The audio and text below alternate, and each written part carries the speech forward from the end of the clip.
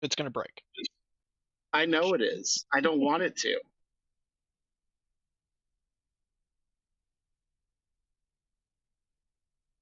Bruh, if items go through you, why the hell are you even dodging?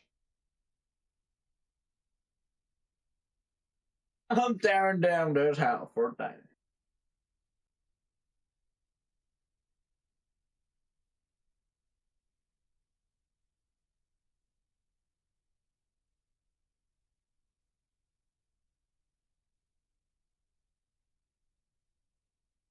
Yes. Oh, what?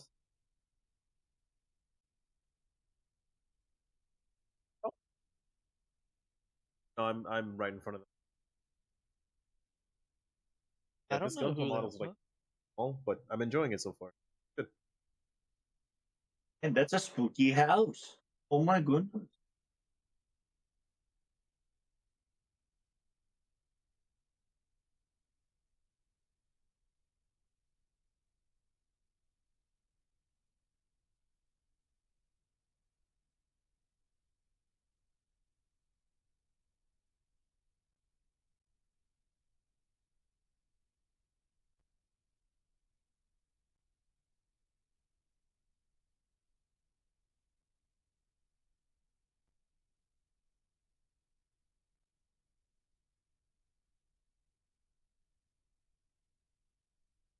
There's a black man that knows magic.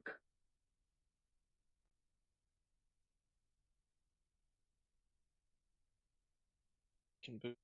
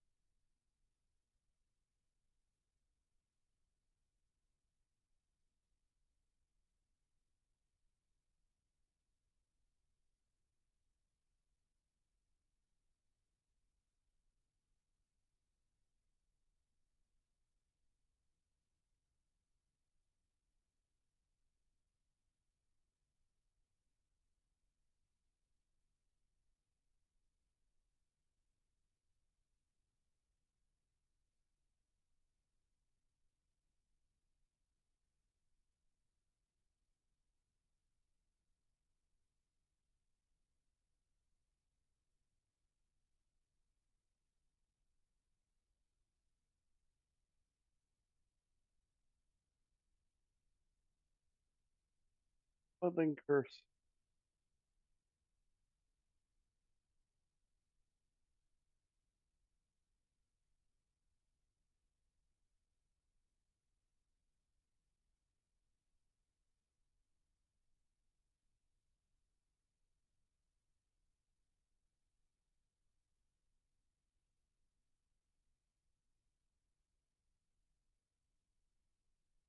Damn.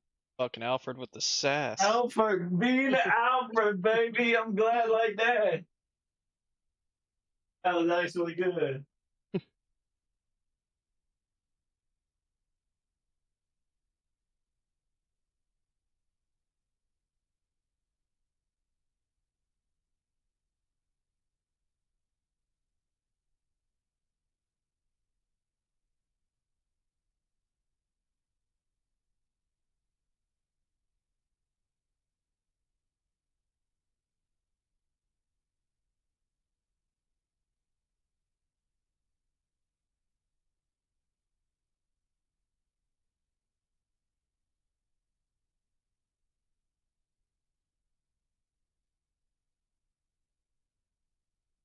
Oh!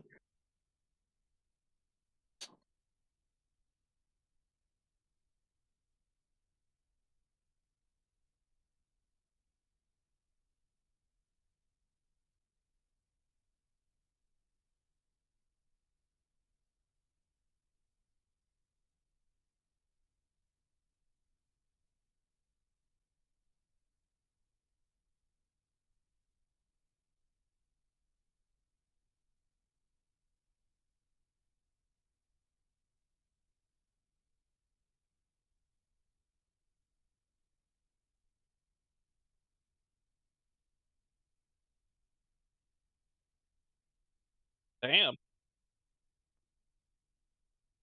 Have a good stream, Ken. With the space, there's tar rolls.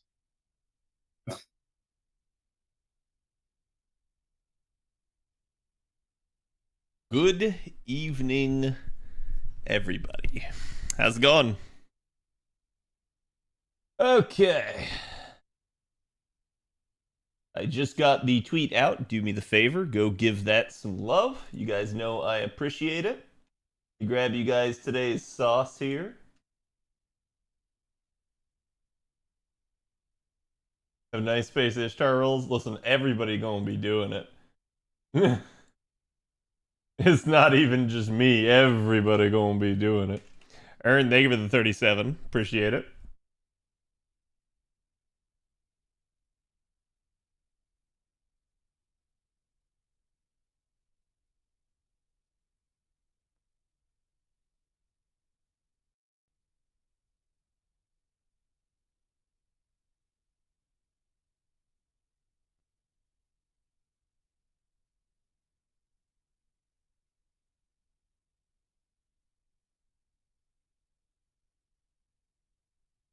Okay. We won, we did not win. And I'm gonna just go ahead and say this, chat, but this is why people need to stop paying attention to the sensationalists on Twitter. Twitter's gonna sit there and say that they did this. Twitter had no fucking role in any of the decision making that got made. And I really need to state that because some people are just complaining for complaining's sake. And we really need to stop listening to those people. Stop giving them a platform. Stop paying attention to them. It's getting stupid. Yeah, this is all JP side.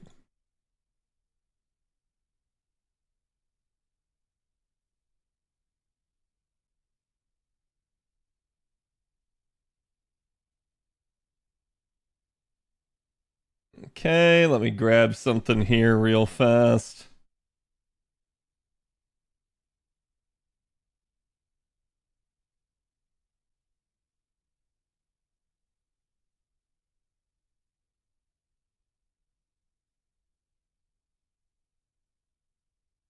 Okay.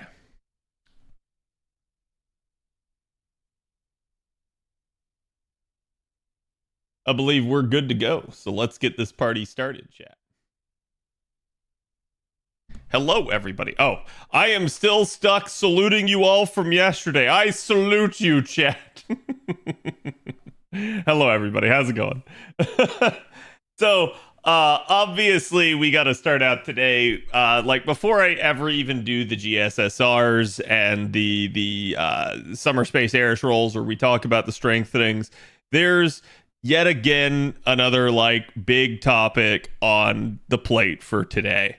So we're going to be covering that. I'm going to give you guys my 2 cents about everything that I think here. I did kind of tweet out basically everything as well, partially to try and calm people down, but you guys know I don't have nearly the pull on Twitter that the rest of the content creators maybe do have. And a little bit my voice will get drowned out in that regard. But usually I'm going to try to be the calming influence for people. I know some of the stuff that I said maybe rubbed people the wrong way yesterday. It is unfortunately just the way things kind of are.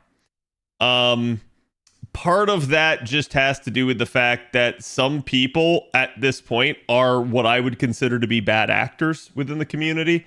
You have people that legitimately just want to be angry and just want to stir the pot. I'm never usually going to be one of those. And that's why I tried to like kind of give you guys that 3 points of decision making, right? Where it's like, oh, hey, look, you can choose to totally just deal with this. You can choose to abstain from them and not give them your money, or you can choose to quit the game. And saying quit the game definitely carries a little bit of weight, but I do really mean that. If you're somebody that is deeply upset with the status of the game and you don't like the way the devs are doing, that is probably the healthiest choice for everyone around. And here's why. We really don't need more people just constantly sitting here shitting on FGO. If you're going to shit on FGO but still play it, kindly shut the fuck up. It doesn't mean that you can't criticize the game. It doesn't mean that you can't be frustrated with the devs. I'm talking about the people that are complaining for complaining's sake. They just want to find fault with everything in the game. Nothing that the devs do is ever good enough. That sort of thing. Okay? So if you're one of those people, kindly consider either stopping saying that all the time, or maybe consider leaving, since the game is having such a poor mental effect on you. Yeah, it's important to realize that, like, there is a line in the sand and everyone should have an idea of where it is. Naturally, you hope to never hit it, but there is a point where you got to say, like, look, this game is not having a positive impact on me, and I am basically going like, hey, this is not good for me. And it's at that point that you should consider, again, you know, what you need to be doing with your time and whether or not this is the best use of it. So that's what I'm trying to kind of convey. It's not telling everybody to get the fuck out. It's not telling everybody that they can't, you know, be upset about things.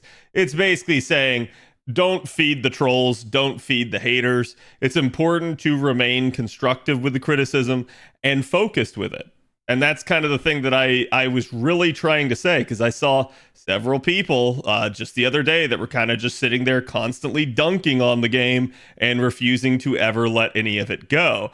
And then they're also the same people that are celebrating the fact that we won today. And I'm like, we didn't win. And nor did we have anything to do with it. So I low key, I do want to say this. The worst aspect of the game right now for me as a content creator is the greater community at large. Not you guys. You guys are pretty good. But the greater community at large is getting pretty disgusting at this point.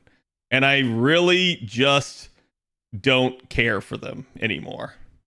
So, like, that's kind of the entire reason why I'm saying this. It is frustrating as hell for me as a content creator. You feel like when you try to have a sane, rational take on things, that people just go ballistic and basically just, like, act like you're the devil for daring to not be frothing at the mouth like them. So, that's kind of why I say it, okay? Being angry all the time equal high stress equal health issues. Yep. People don't care about logic. Cool. I don't care about people that don't care about logic. It's that simple. Like, chat, if you guys have ever seen the movie Idiocracy, it will straight up give you an idea as to, like, these are the amount of people that are running, like, say, social media and stuff like that. It's the people that are screaming in all caps. It's the people that are constantly sitting there shouting from the rooftops that you're wrong. That sort of stuff. Yeah, those are the people that, like, straight up don't need to be given a voice as far as I'm concerned. I'm all for, like, having that criticism. I'm all for pointing out when the devs are incorrect and wrong on things. And I've done it numerous times in this channel, even to the point where people say that I rant too much or that, like, I maybe have a negative opinion a lot. And I'm like, please understand, chat, there are people that are way more negative on this game than I am. In their eyes, I am probably a sunshine pumper. I'm somebody that just constantly sits here and basically tries to defend the devs. And I'm not defending the devs here. I will say as well, you know, the topic did come up yesterday that there were apparently some death threats against the single developers. That's fucked up. And we did get some indications that overnight, while I was asleep, we had a couple of people that were maybe saying things on the Discord that they shouldn't be saying. So I'm only going to say this once here for you guys. Here you go. If you ever threaten the developers or anyone else on our server under my watch, I will personally remove you and you will never come back here. Now, maybe you don't care at that point, but I will be happy to be rid of someone as toxic as that. And I will feel like the community it'll have had a burden lifted off of its shoulders. It will be much lighter not having a toxic person like that around. So please understand that if people cannot, like, calm down and discuss things rationally and civilly with each other, there is just not going to be a future for you in this community. Nobody deserves a death threat. Exactly. Anger is okay. I'm okay with anger. I'm okay with frustration, as long as you don't direct it at your fellow person. And that being said, I will also say this, chat. Please, if you could tell that somebody's getting upset, don't push their buttons. Like you know, give them a break, cut them some slack. Understand that they are as passionate probably about the game as you are. Try to put yourself in their shoes. That being said, the shoe does go on the other foot as well. And if you guys are somebody that is angry and upset about the situation, don't take it out on your fellow community member. If you do that, I'll get rid of you as well. So it's just a game, exactly.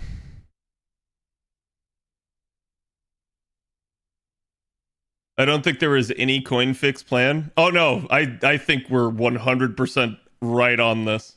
We'll talk about that right here. So I straight up think that there absolutely was a planned fix. This came out way too fast. This came out way too fast and everything in retrospect.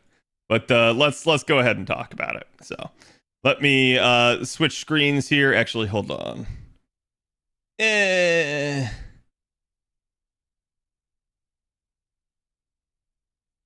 we go. Give it 1 second, and there we go. Whoosh. Now, here is today's artwork, since we've delayed that enough with our little preamble there. But no, I mean, and this is what I'm trying to say here, is that there is definitely, some shit happening. So I'm going to give you guys my 2 cents right here at the very beginning. So just to kind of zoom in so that it's not necessarily just for ants here, you guys can see I have Google translated this, so please understand it's Google translated, so it's not necessarily going to be one-to-one perfectly accurate. Japanese is a very nuanced language, so, blah, blah, blah, disclaimer, and the fact that, take it all with a grain of salt. But so we got this announcement literally earlier today. It happened at 4:36 a.m. my time. That is the normal JP update time. Chat, this means that it was basically 24 hours on the dot. So pretty much to be expected. They have already responded to the community backlash that quick, and they already had several changes seemingly in the works, but then said that a long-term change is going to take a lot longer. So we'll talk about that as we get in here. And that's why I'm trying to say, yeah, I think some of this was already somewhat planned. So right from the get-go, right off the rip here, you guys can see from the Chaldea Public Relations Office, a director's letter regarding future measures regarding the addition of append skills has been released. Please check the announcement for more details. So again, this comes really, really fast here, and you guys can see it's all in Japanese. I'm going to do us all the favor and you googly it here so that we can actually manage to read it. So it says, I'm Yoshiki Kano, development director for part 2 of Fate Grand Order. We sincerely apologize for the dissatisfaction and anxiety that has been caused to many of you regarding the addition of the 2 append skills announced yesterday. We have decided to take the following measures going forward, which we would like to inform you of. We will add a feature that allows you to switch an unlocked append to unlock another append skill. So just right off the bat here, you guys can see they understand that there is... hold on. So they understand that there is actually going to be, some level of dissatisfaction that's been voiced. They hear it, they see it. You want to know where they don't see it? They don't see it over here, okay? And this is why I'm trying to say the people that are on Twitter, farming y'all for bait content with likes and everything, trying to foster the rage, stop giving them that voice. I'm sorry. It's straight up. They don't have any actual sway in any of this. There's no impact whatsoever that they're doing. They are just farming you for impressions. So...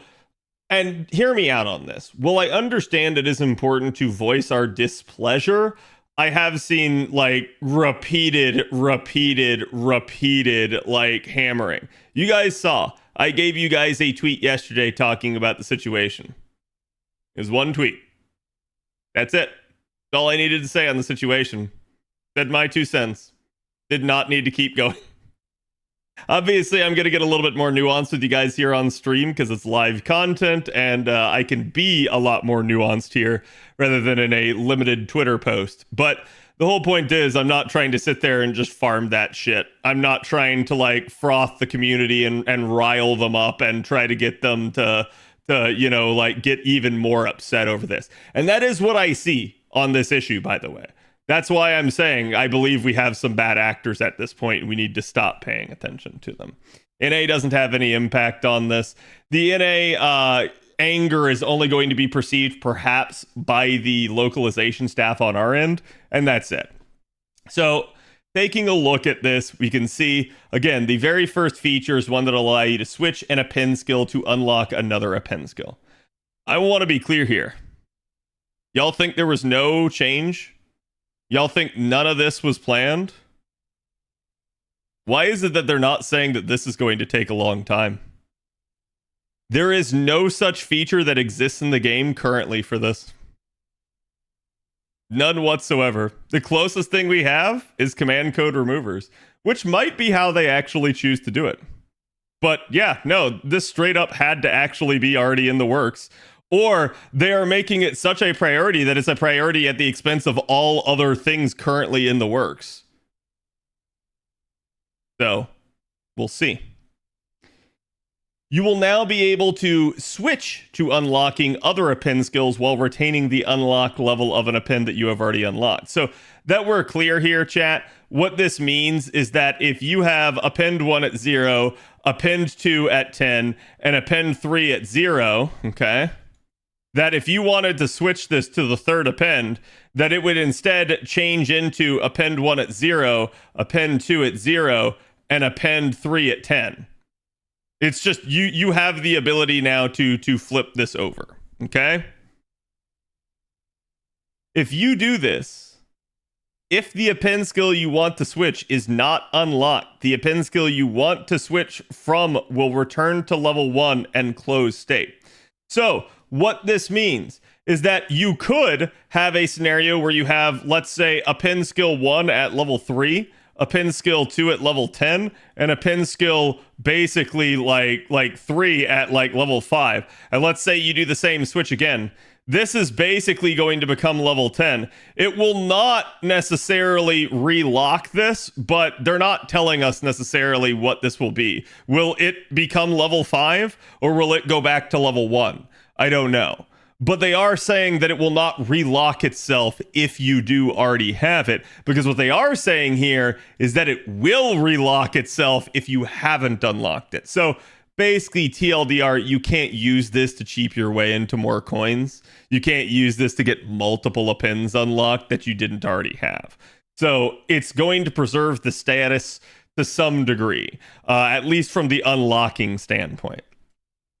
Servant coins used to cast the Holy Grail will be restored, and the amount of Holy Grails that have been cast in the past will be compensated. So this is really intriguing, and I'm going to say this is actually the most ambiguous part of the entire thing. I think everybody is a lot more happy with this, but this is really, really ambiguous. And I'm going to point out why here in a second. So, for all users who have forged a Holy Grail by, let's just go ahead and say, literally yesterday, okay? The servant coins consumed in the forging of a Holy Grail will be restored for all rarities. What does this mean? This means that basically any Grail casting done before yesterday, they're going to give you the coins back. Now, it says for all rarities, but I did point this out to VIP. This, if anything, really almost seems too good to be true to me. We'll see. Maybe we actually do get everything. Maybe I will be actually like a millionaire when it comes to servant coins here soon. Because, chat, for the last 2+ years, I have never missed a Grail casting since the feature came out on JP. So I'm about to either be a rich bitch or I am literally going to get nothing refunded to me. And what do I mean by nothing? Well, They say all rarities, but they technically don't specify anything like permanent, story locked, or limited. And the reason that I point this out is because if this were me, I can see them restoring story locked and limited coins that got used in Grail casting. I can't really see them restoring permanent, especially for 3-star and lower. That's so many. But I mean, the way this reads, it seems like that's going to be the case. So I'm wondering if the devil's in the details and they maybe just didn't clarify and there's some miscommunication here due to Google Translate. But I've talked to Trubs, who has read it all in Japanese, and he insists this is also the case. So either maybe they worded it poorly, or maybe this is actually true. And I'm going to say there's, I guess, no harm in believing that it is true, but it seems almost too good to be true to me. So we'll just have to see. Hopefully it means we get a crap ton of coins. That we are literally getting refunded everything. That's best case scenario for every player that ever did Grail casting. What it does mean, though, too, is that some of us are about to be very, very rich. In addition, we will be calculating the number of Holy Grails that could have been minted in the past from the number of servant coins that all users have acquired so far, and granting the remaining Holy Grails to all users. I don't know, because this reads two ways to me. Way number one is that this means that basically you are going to end up getting back any grail you didn't cast, provided you had accrued enough coins to get it. So let's say you grail casted 11 of the 12 months. In theory, that would mean that you would get compensated for that 12th month that you didn't cast. But the other way to read this is that literally they're calculating the number of Holy Grails that could have been minted based purely off the amount of coins you had. And then granting grails based off that. So rather than it being the amount that you missed, this might literally be your total potential possibility.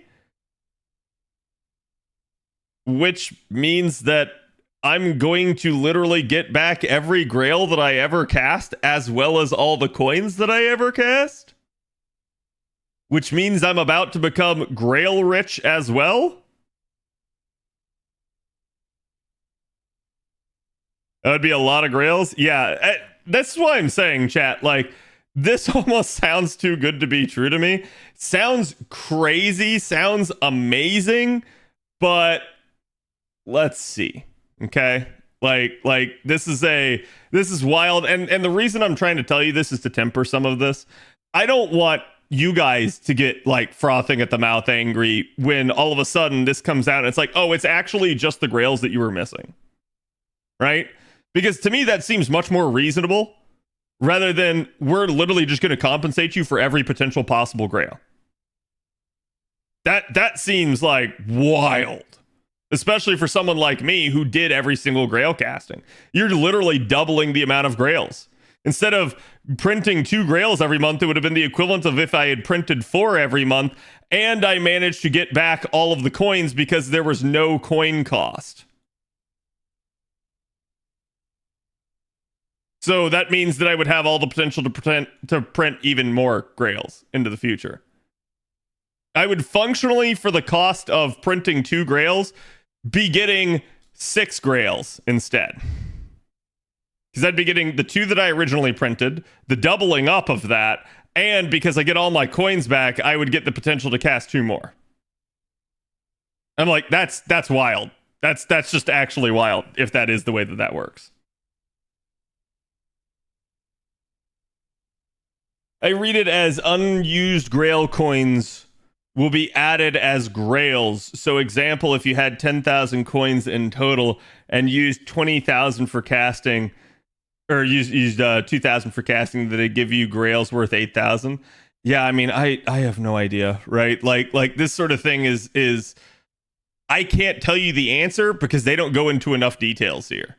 And like the details are at least somewhat ambiguously worded, and it could be again that we've got like translation issues here. So I'm just telling y'all, sounds amazing, but don't expect the like don't expect everything, right?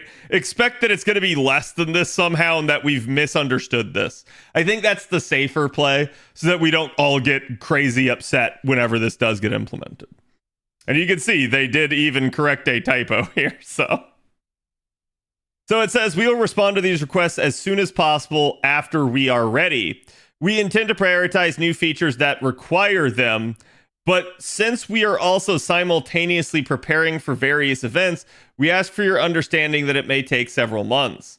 So this is an interesting thing because they do say we'll respond to these requests as soon as possible after we're ready. We intend to prioritize new features that require them.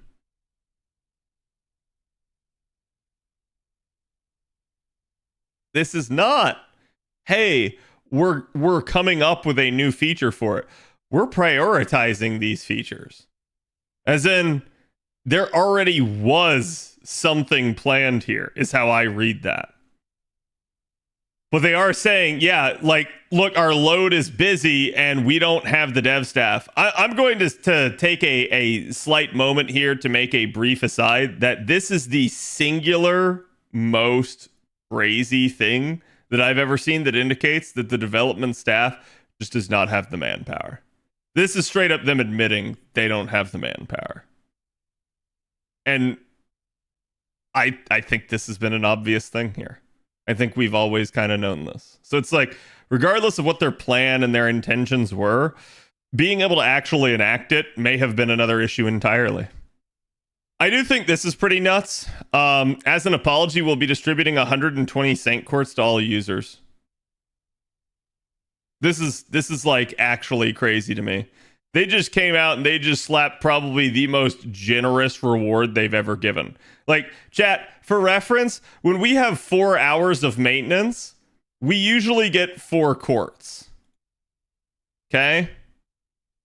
When maintenance goes long and it's like 10 hours, you get 10 courts. Maybe you get some other stuff like apples or something in addition, but like, chat, they literally just gave you the equivalent here of like a quarter of the anniversary rewards. For no other reason than we are angry. And while I am going to say that, like, we have a right to be angry, this is just actually kind of ludicrous for them, reward-wise. But at the same time, I'm also going to point something out here.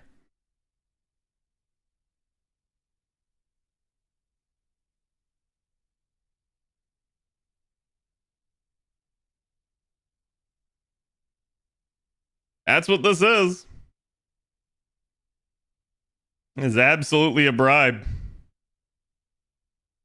Like, because it's not the fix. It's not them turning around and flipping the switches. Right? I subscribe to the devs are trying to make shit work, suits are mucking everything up. I actually agree with that. At this point, this is what a lot of this reeks of to me. And I'm gonna kind of show you why here in a second. We would like to once again apologize to all of you who play FGO for putting a damper on your celebrations at this special anniversary due to our lack of consideration. We will continue to do our utmost to make FGO even more enjoyable. We're truly sorry. And I'm gonna take this hammer right here, and I am going to hammer the nail that I've been hammering. I hammered the same nail at NE8. I'm gonna hammer it again. This anniversary is not bad. People just want to dunk on it. People want to dunk on the game. Chat, you want a coin fix? I want a coin fix. We all want coin fixes. But the anniversary itself, when you remove coin fix from the equation, was not a bad anniversary. They did give us some nice quality of life. They did give us quite a bit of rewards. And they did give us a servant that everybody has been waiting for years. I don't think it's bad. I'm sorry. That being said, yeah, I think it's an absolute fucking travesty that we've gone on this long without a coin fix. Here's the difference, though, between my mentality and yours. Chat, I don't think about this from the standpoint of, hey, the coin fix needed to be here at anniversary.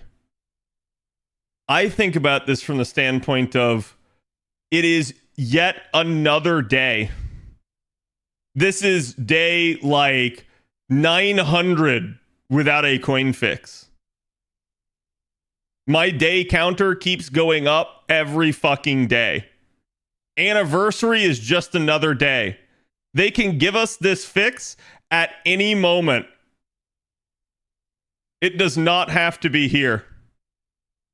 So that's why I don't attach it to the anniversary and think that the anniversary is bad because it didn't include a coin fix.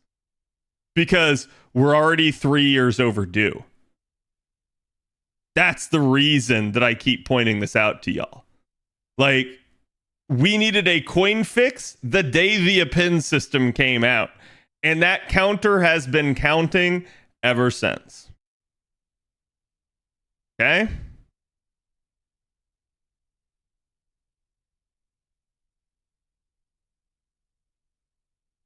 Counterpoint is that the coin fix absolutely should have come in with the extra appends. Sure. I mean, here's the thing that I'm going to tell you, though, is there's no reason you have to have the new appends. There's no reason you have to have any append. They're not required. The closest thing that we can say even is required is going to be something like a mana loading, or again, in the rare scenario like someone like Arc getting that 5th append. It's really like not that big of a deal. And here's the reason why I'm saying this, chat. That 5th append is nice. People are really quick to point out some of the examples of where that 5th append can actually really come into play. But they're the extreme examples. There's actually not that many. It's not like it's revolutionizing a bunch of the units. For most of the units, it's just going to result in an acceleration of their steroids happening faster so that you have them on like turn 1 and 2 instead of turn 1 and 3. That's it. That's really it. Like, it's really not going to make a big difference. It's just going to shift where it occurred. And so that's what I'm trying to say. It's a nice thing, but please understand, I will go over that 5th append with you guys when I'm ready to. And at the same time, I want you to understand between now and then, do not let people overhype you on the importance of that 5th append. It is not as important as most people would tell you it is. It's certainly nice. It's not the end of the world. Not for most units. And that's why I'm trying to kind of say this stuff to you guys. I'm trying to calm it all down. I'm trying to let all of you guys realize that, like, yeah, this is a thing. Yeah, we deserve to be upset, but we deserve to be upset because we're 3 years overdue on a fix. Not because they implemented something new. Yeah, and I've said it before, I'll say it again. The people that are getting extremely upset over the 4th and the 5th append are basically people that are upset over not being able to achieve completion. Okay? I think the Arcuate example is obviously a glaring one where it's like, oh, well, maybe I invested all my coins into something. However, I'm gonna say this. Yeah. Do I have all my coins necessary for all my servants? No. But did I prepare for a 4th and a 5th append? Yes. Because I did tell you guys 3 years ago that this was going to be the case. That it very likely seemed to be the case. So when in doubt, don't spend your coins. And it appears like somewhere in the middle, somewhere between now and then, that message got lost. And this is also why I'm going to say, this is a problem with the fact that the community doesn't listen to me sometimes. I've pointed this out numerous times. I've said, yeah, it's absolutely possible you guys are going to get this in the future, so don't spend coins you don't need to spend. And people didn't listen. 3 years is a long time. Is what it is. Now, keep in mind, chat, it's 3 years on JP, not NA. What will the 9th and 10th appends do? You'll never receive a 9th or a 10th append. It's not a question of the community not listening to you as much as the devs are not talking to the community. Yeah, I mean, I agree with that. I think, like, you know, talking about this, that I think it's pretty obvious that something is rotten in Denmark. What do I mean? Y'all choose to believe that there's still no plan behind the scenes. Y'all choose to believe that they absolutely didn't have stuff in the works. How did they turn around within 24 hours and immediately know how to do this? How do they know exactly what to do? And why are they telling you that even though they want to do stuff into the future, it's going to take time? Chat, I'm going to tell you this right now. They could probably get you a fix within a week if they really wanted.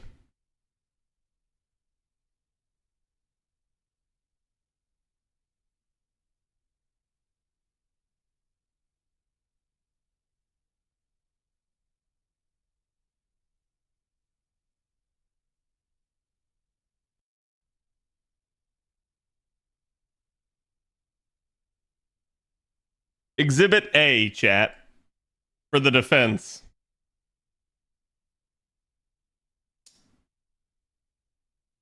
This is Mr. 2 right before announcing the 4th and the 5th appends. This is Mr. 2 for Exhibit B here during the announcement.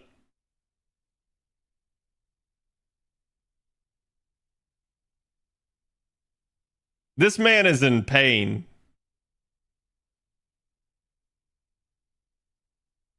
He knows. Like I said, something's rotten in Denmark. Our part 2 director doesn't like this change. Our part 2 director knew this was going to be a problem. Who the fuck is overriding our director of the game?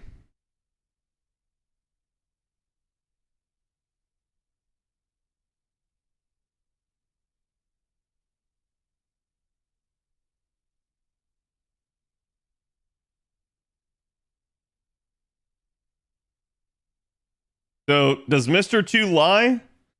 I mean, I've definitely caught Mr. 2 saying something and then backtracking it. But how much of what he says is controlled by other people? How much control does Mr. 2 actually have on the day-to-day running of the game? Like, sure, maybe he's in charge of directing all the devs. But who's directing him from on high?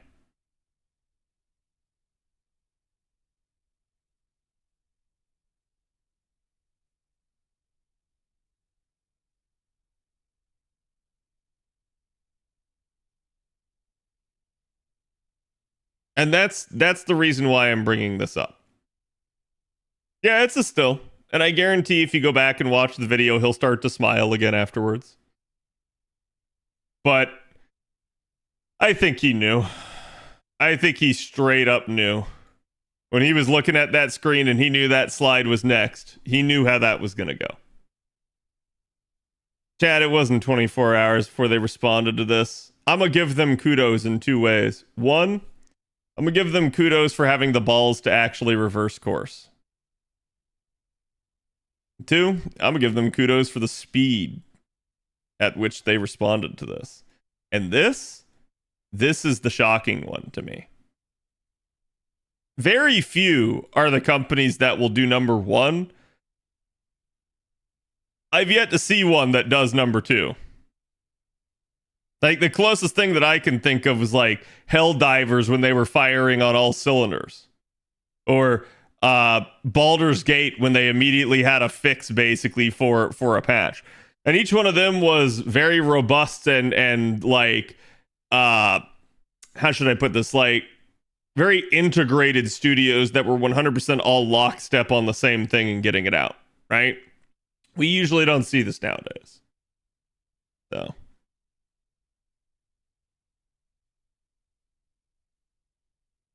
Largest updates coming out tomorrow. Yeah, I've had Prophet telling me about that. And Trump's brought up a good point too. Don't forget that we literally had the what was it? It was like some chief executive from Sony that visited La Single literally like not too long ago.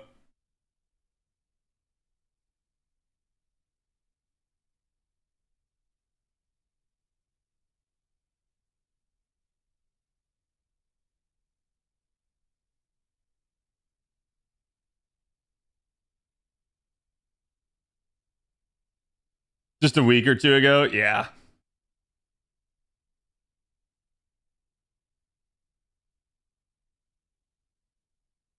I'm trying to find it, but they don't have it posted on their blog on their site. Oh, that's the Ian site, so hold on.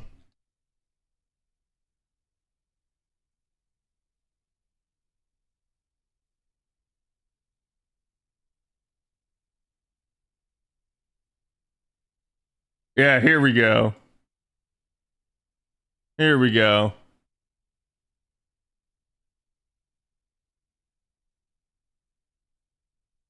COO and CFO Toki-san from the Sony Group Corporation came to Lasengal, and they were showing all sorts of stuff off.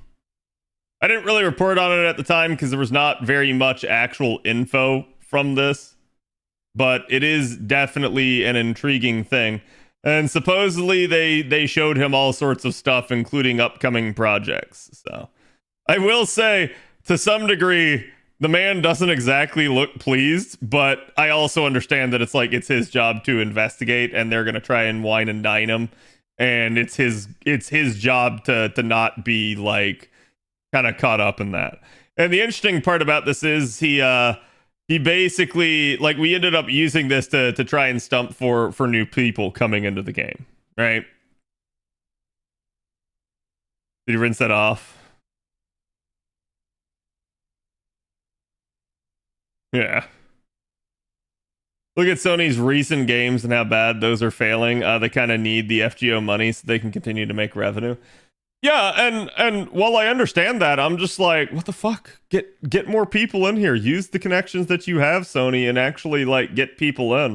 If FGO has like bad publicity as being like a black company or something at this point, then what the shit? You have got to actually like change that. So I think that's what we see in this letter here. We literally see, hey, we'll respond to these requests as soon as possible after we're ready. So they're not ready. They don't have the capability. We intend to prioritize new features that require them, but since we're also simultaneously preparing for various events, we ask you in your understanding that it may take several months. Is what it is. So, and I'm going to say this, chat. I think my theory about Famitsu, we might still get more info out of it, but I don't think that it like one-to-one addressed this issue, or the community backlash was so great that they knew they couldn't even wait the 4 days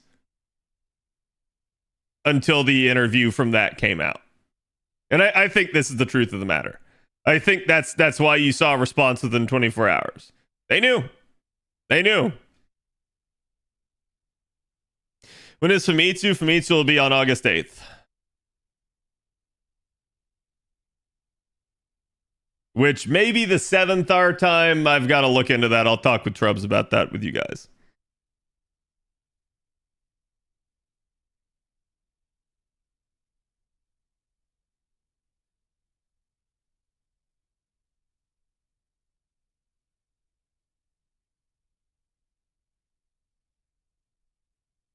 This does sound like corpos who don't listen pushed everything. Yeah, and that's kind of what I'm beginning to wonder, right? I really do wonder how much of the, hey, let's restrict those servant coins is a like Aniplex or Sony idea. Is, hey, we're making money off this. We need to continue to make money. But Mr. 2 is going, you're risking losing everything. So it's like I do want to say this, okay? While I understand these are gacha game devs,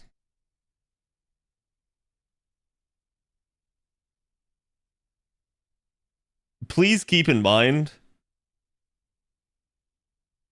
this part doesn't matter. Devs are usually players too. Okay? So believe me when I say that they usually want to do right by the players. What gets in the way of that is upper management. Because you, chat, don't pay the devs. Who you pay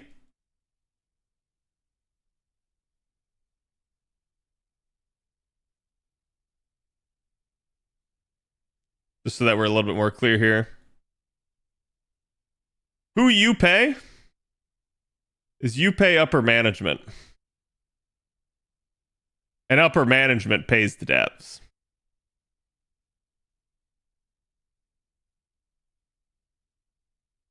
And there's your problem. Because it means the devs have to do what the upper management wants to do. They want to do this, but they can't. Because they have to do this to keep their job.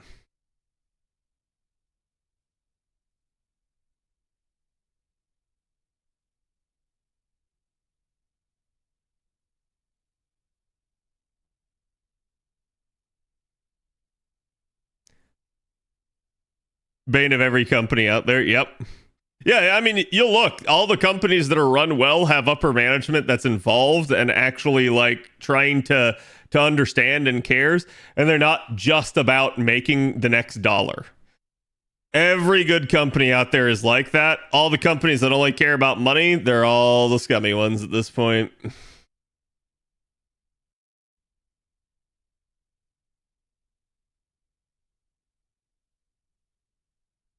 It's coming clear and clear. Aniplex suits are ruining the game. Yeah, I mean, that's my honest to God opinion at this point. We know part 2 is coming to a close. Do you think they'll keep Kano-san for part 3 potentially? Let's take a poll. Let's take a poll here real quick.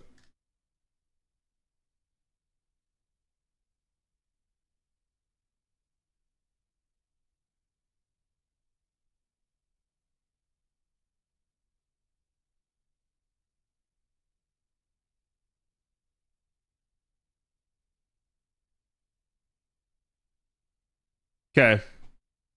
I'll give you guys 2 minutes on that.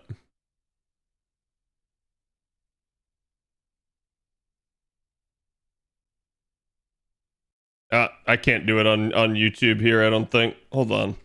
Is there some way that I can do it? Remember, there is like...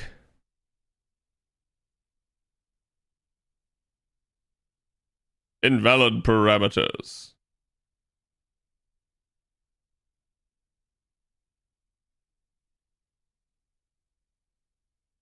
There it is. Start a poll. Okay.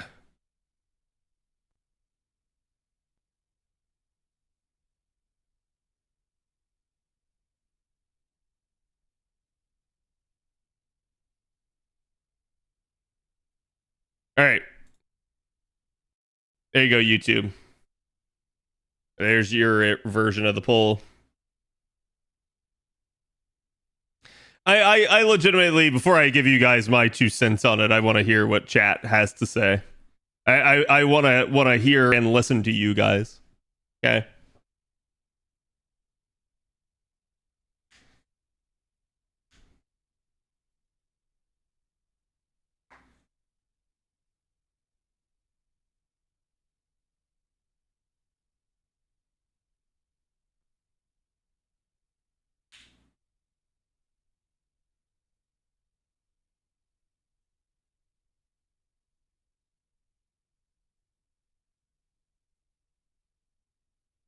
And I don't mean like, I don't even mean this particular situation. I mean, I'm asking you guys this question as a whole, like all of part 2.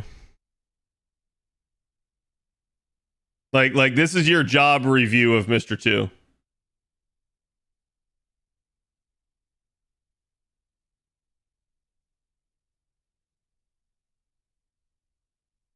Okay.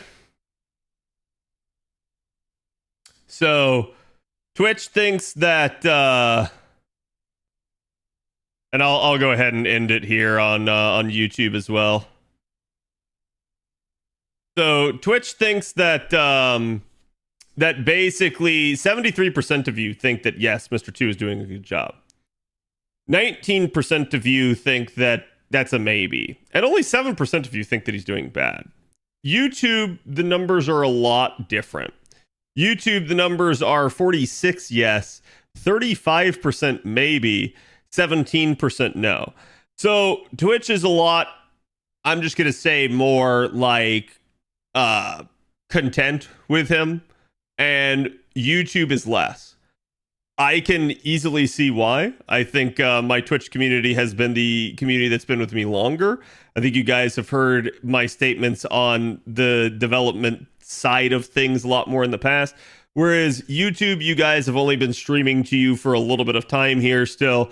And I will say there's also going to be the people that are out on the YouTube side for the greater whole that are maybe a little bit more I'm gonna say like parts of other content creators communities where they're maybe not as fair to the developers in general. Okay, so I can easily see why there's maybe two differences in the two sides. Here's my take. I think Mr. 2 does a good enough job. I think he's doing his best, and he may be doing a legendary job with the resources that he has. And I know, chat, you don't want to hear this. I know this is not a good thing. But I truly believe that LaSingle is underfunded and understaffed. That sounds insane.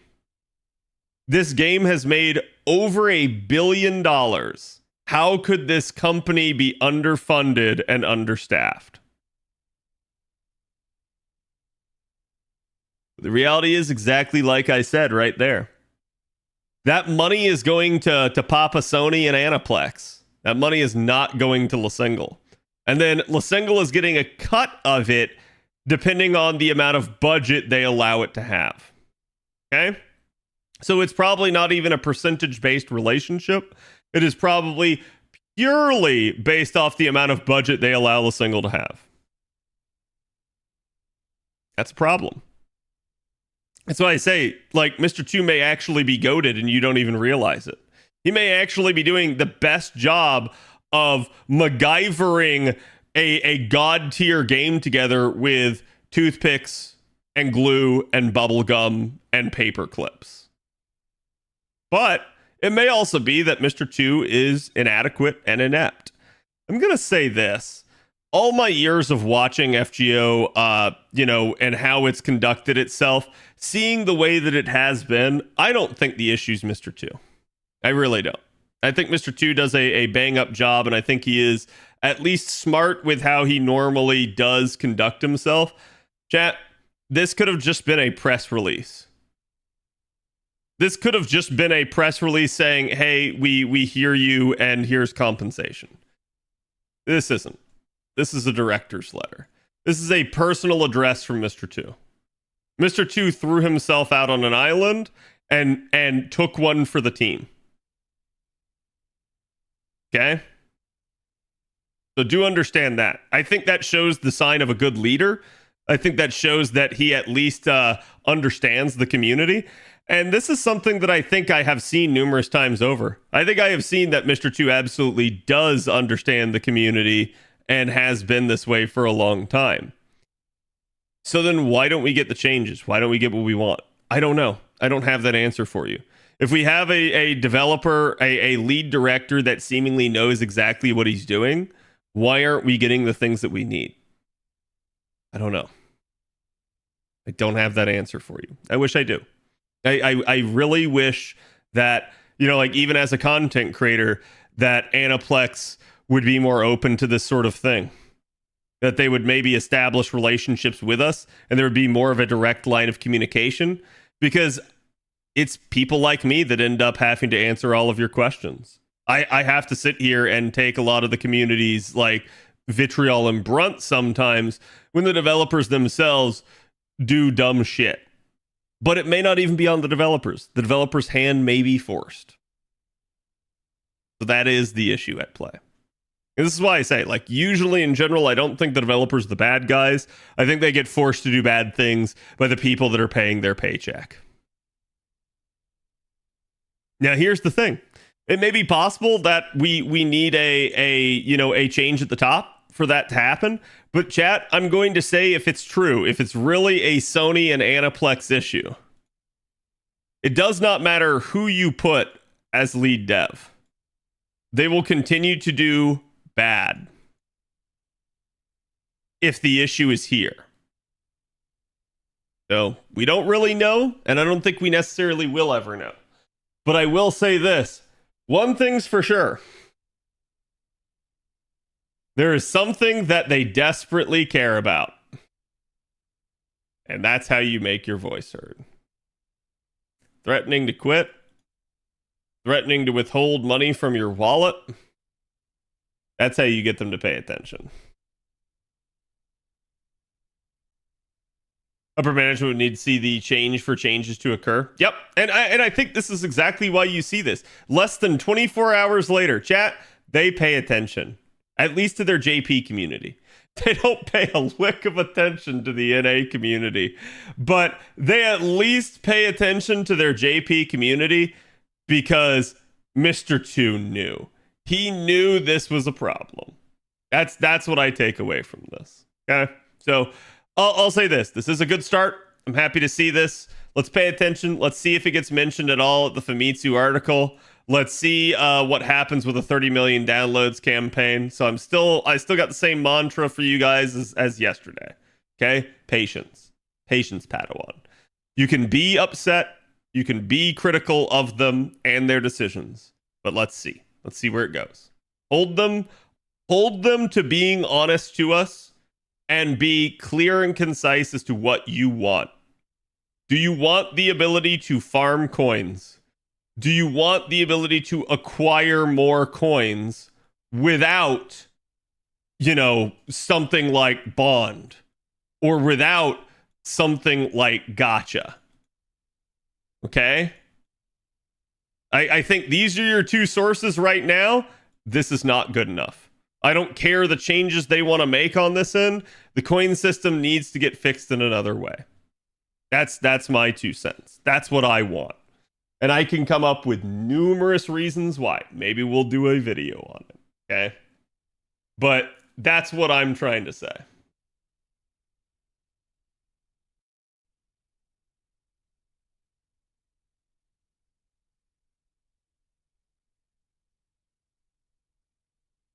What do you think about a storm pod node for universal coins? I think it'd be okay. I think you could absolutely do that, especially if there was a decent reward to it, right?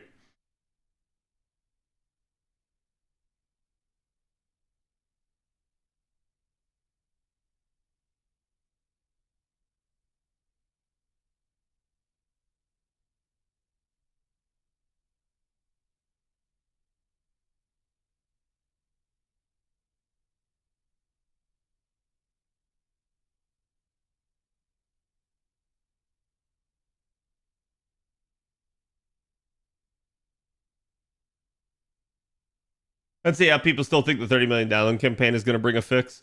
We don't know when the 30 million download campaign's coming, in all fairness.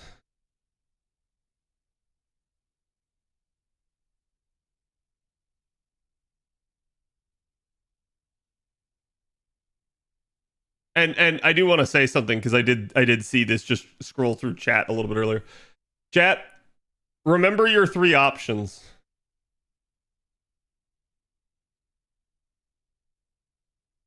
Deal with it.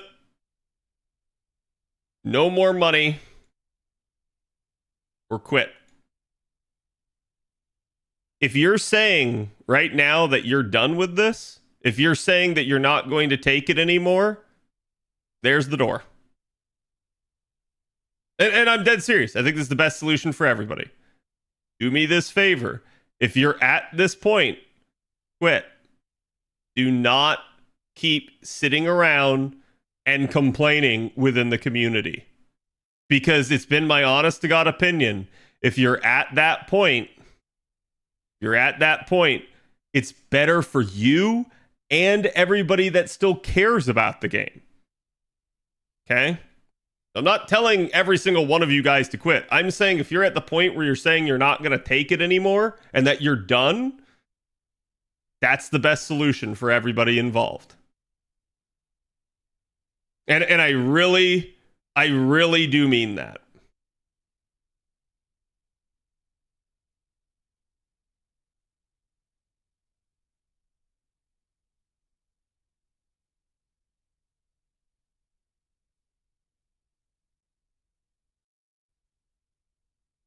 Yeah, it's absolutely the best for your mental health. Don't screw your own mentals continuing to play something that you don't like. And I'm dead serious.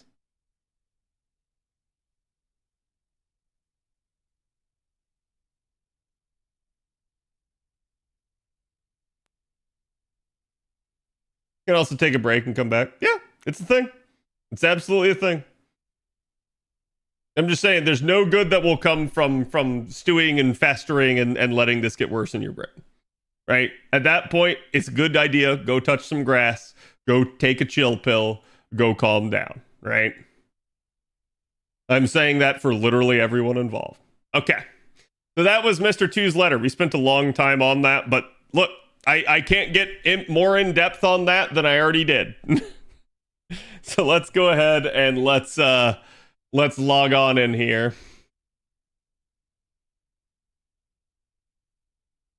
I'm choosing to withdraw money, not sure about the New Year's GSSR even. Yep. Grass is too toxic for me? That's fine. And I will say, do keep in mind the grass is not always greener on the other side.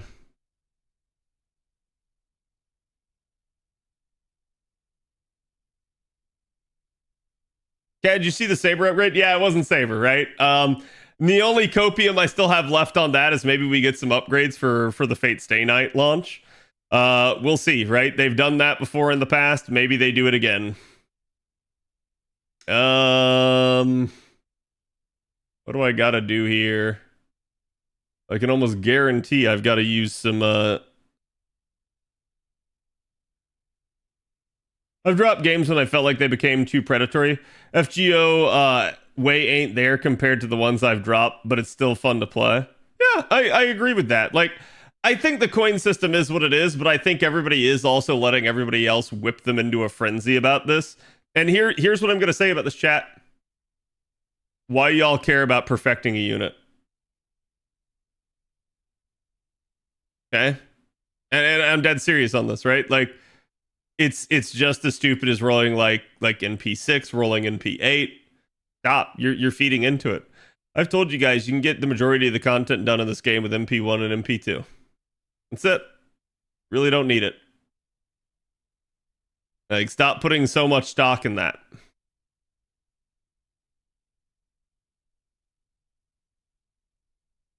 Do you think NA will get it early? We might. That's possible, but I think that really depends on their perspective on things.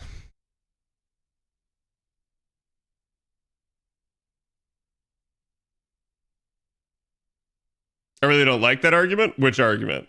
The argument of don't care about perfecting a unit?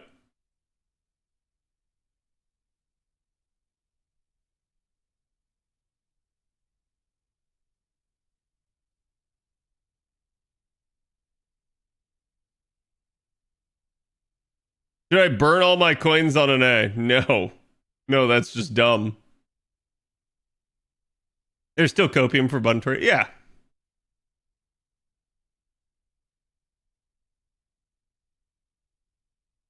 Nothing wrong with people perfecting a unit, but what's the rush? Yeah, and I think that's why people are upset, is they want to perfect the unit. But chat, I'm look. Let me state this in another way. Do you have to have perfection? If you do, I've got a bridge to sell you. I straight up can say that, like, if that's all you care about, then I can absolutely get away with doing whatever it takes. Absolutely. Right? Like, if I know that you will go to any length to perfect that unit, oh man, I'm going to keep jacking up that rate. At that point, I got you by the balls. Like, you're playing right into their hands. Okay? So I'm not trying to tell you, like, how dare you try to work on your favorite unit. No, I'm telling you that the system is scummy. Stop playing into it. And it's been scummy for 3 years. I don't know why it's taking such a, like I don't know why it took us to this point for people to realize this. Why is this suddenly the eye-opening moment for everybody? Like, seriously.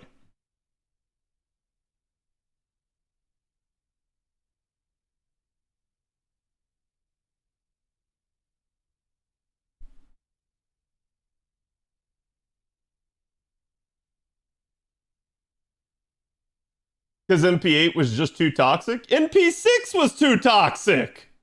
Chat, there's no gameplay advantage for a 6th copy. Shit, there's barely any for a 5th copy.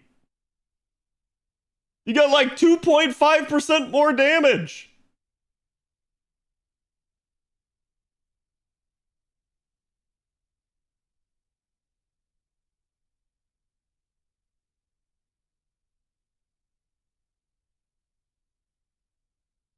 Again, I need 20% damage up against assassins. Yes, that's exactly my point. No, you don't, right?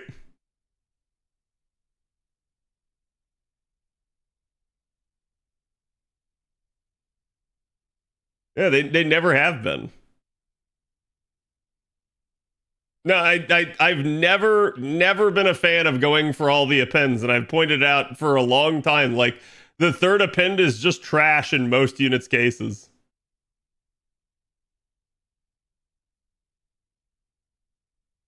Any idea when they're giving us the bonuses?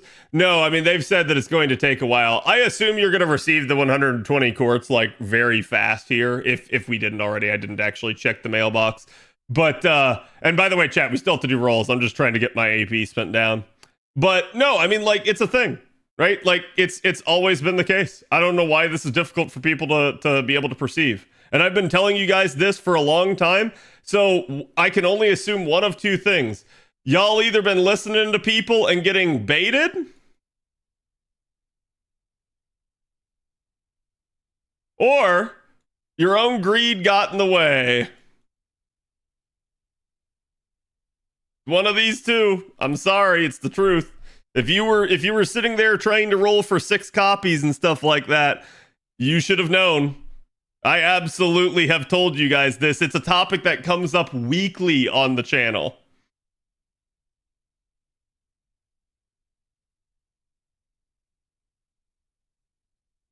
Pretty sure it's 2. Exactly. And that's why I say it. It's like, you've got to learn, and I'm gonna say this. This is another easy point to make for all of y'all. Chat, it's not even gacha games. This is true of so many aspects of your life. Okay? If you don't learn restraint, if you don't learn how to stop, you will always get taken to the cleaners in life. You have got to get some amount of willpower and learn some self-control, or you will always get taken to the cleaners.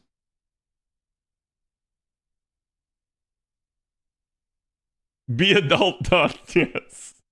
No one likes adulting. It sucks, but that is the truth of the matter. We all wish that we could have infinite resources, right?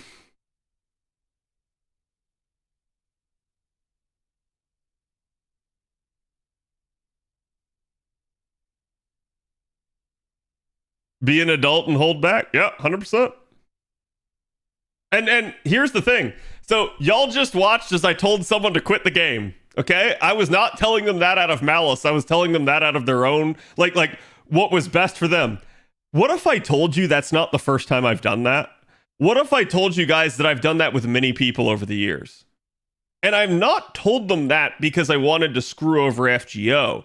I've not told them that because I wanted to watch them like throw everything away or anything like that. I told them that because it's what they needed to hear. It's, you need to get away from this if you can't handle it. It's the truth of the matter. That's me trying to be the best content creator I can be for you. It's me understanding that the game is either upsetting you at that point or it's taking you to the cleaners. And in either scenario, it's not good. In either scenario, you're going to have to find a way to deal with it, right? So there's a point at which I have to tell you, for your own sake, it's time to stop. It's time to cease.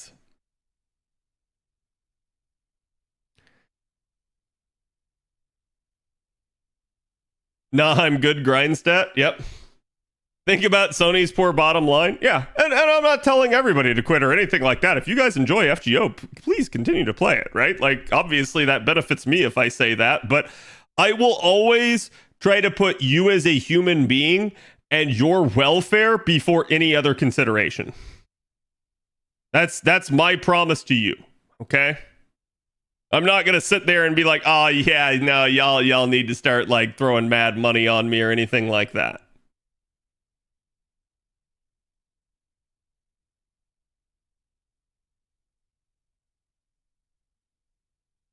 Not going extra for those 2 appends. Yeah, and I think that's the simple and easy way to process it, right? Like, straight up, you just don't do it. Just do not partake in their scummy new system, right? And like I said, I think it's one thing to unlock one of the appends.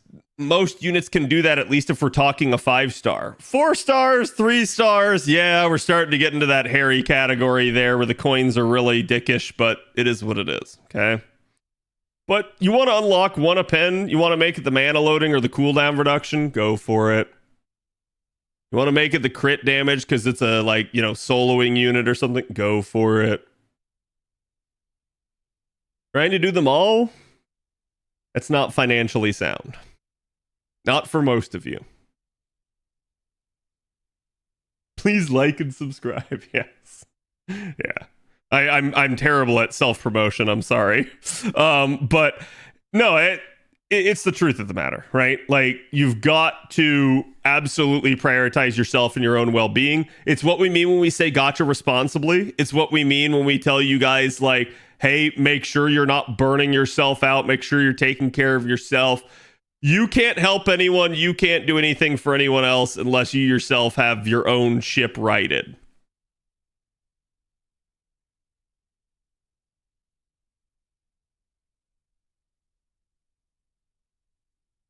Even if I'm still an oiler, I don't think NP6 is a good idea.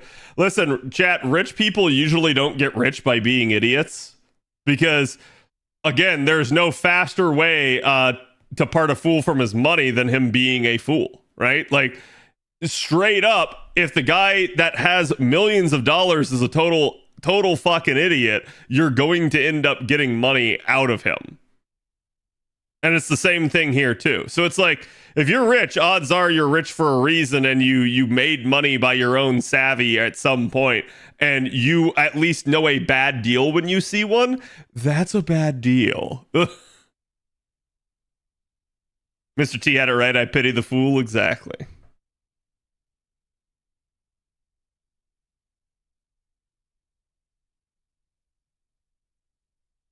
Do you think they'll bring back Special Ascension to be able to use to go from 120 or 110 to 100 to 120? We can save Embers and QP for at least a Servant by doing that. Do I think they'll ever do that? No.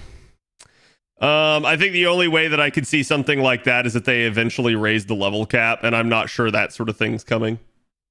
Like maybe part 3, right? Trust Fund Babies say hello. Trust Fund Babies usually don't end up Trust Fund Babies for very long, and that's why they're a meme, right? That's why you know the term Trust Fund Baby, because usually they are not smart enough to be able to handle the amount of money that they have been gifted. Would lowering the coin cost from 120 to 90 for appends be considered a fix?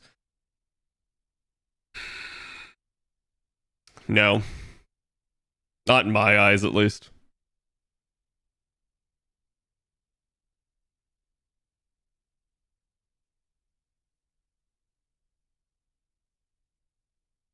It's not enough coins, yeah. I mean, and part of the reason that I still consider, you know, like let's take the classic example of like Columbus, chat. You lower the append to 90, cool. Do you have enough coins for Columbus still? No, you don't. So that's the problem, right? Like it's basically the only actual fix is some capability to acquire more outside of the gacha system. It does not matter the amounts that they tweak the costs. Without having the capacity to acquire more, you still have problems.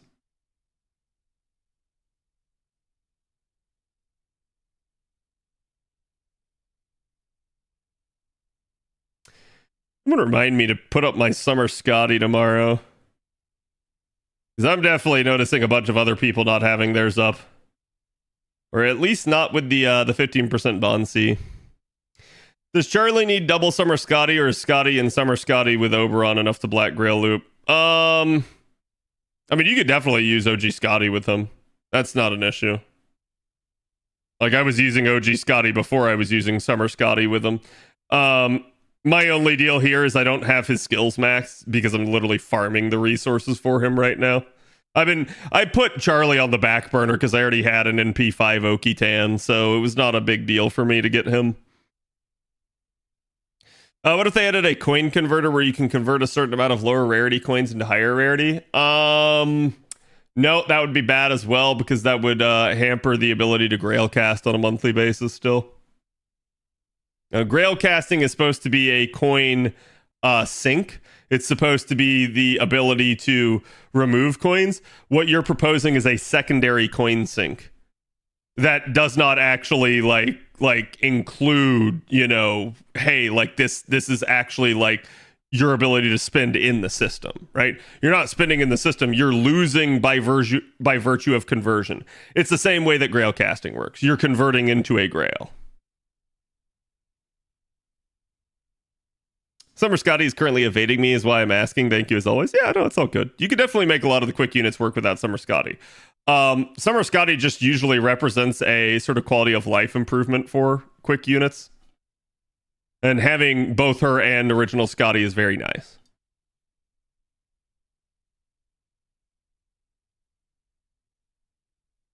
Remove the cap on bond levels. I don't want to see bond 20 be the solution because bonding takes forever in most cases. And it also requires you to practically complete bonding the unit, at which point you then become kind of bond inefficient. The only exception to this that I can say is like when in the past we've managed to have things like, what am I trying to say here? Like basically, like if we were to get something instead like, bond overflow, I can see that being at least okay because then you wouldn't feel like you taking your max bonded unit is a waste anymore. But I really don't think that that's still going to be a good fix to the problem because of how long it takes to bond. For instance, chat, for the past like couple months here, I've been bonding MHX on my backline. I'm doing it to get one more tick up for coins. So that's how long it takes. I don't think that's a feasible solution for most people. I think the solution, regardless of what it is, either by virtue of farming or by virtue of regulation from things like events or ordeal call storm pod nodes or evocation festival leaves, regardless of how they want to give it, right? I think the fix needs to be in such a way that you can at least manage to get like maybe one append in the span of like maybe a month, right? Like I think when you're starting to go longer than that, we start to get real issues. Now, maybe I could see something that takes even a little bit longer, but we'll have to see, right? We'll have to see on how they implement it and judge a new system like that based off its merits.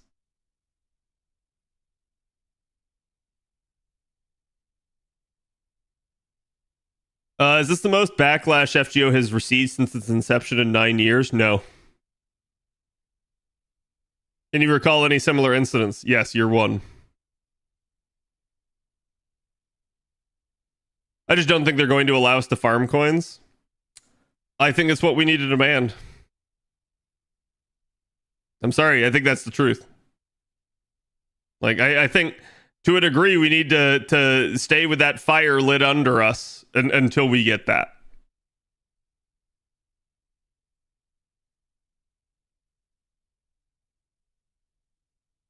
I heard about the Tamamo incident. Yeah.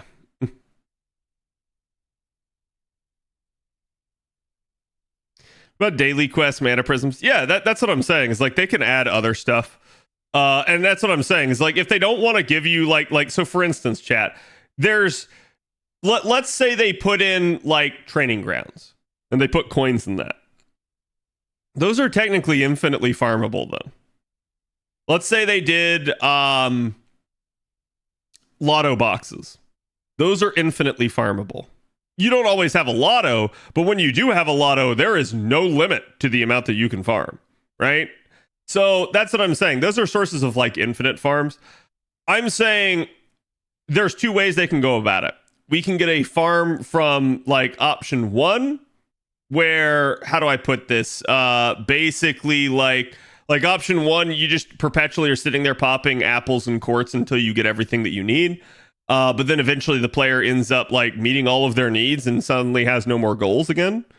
Or you can go option 2, which is kind of how they've gone with like Ordeal Call, which is like, okay, it's limited to some degree. Like you can farm it, but you can't infinitely farm it. There is a limit imposed as to how much you can get on a day-to-day basis. So I think the second is far more likely to occur. I think the first is far less likely. And that's what I said. If they suddenly just go like, all right, here's coins and lotto boxes, chat, that's them giving up. That's them saying, all right, fine, you guys can have this system. You guys can do everything that you want. Which I'm going to say, at the end of the day, I still don't think that's actually that bad. I think giving the players what they want in this case is actually a good thing. I don't think it's the players don't realize what they're asking for. I think with the way the system currently exists, it's not even a system that most people are partaking in.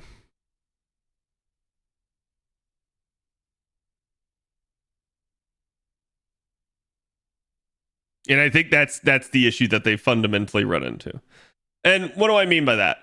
I do think people are partaking in it to the extent of like, hey, I might like get my mana loading unlocked.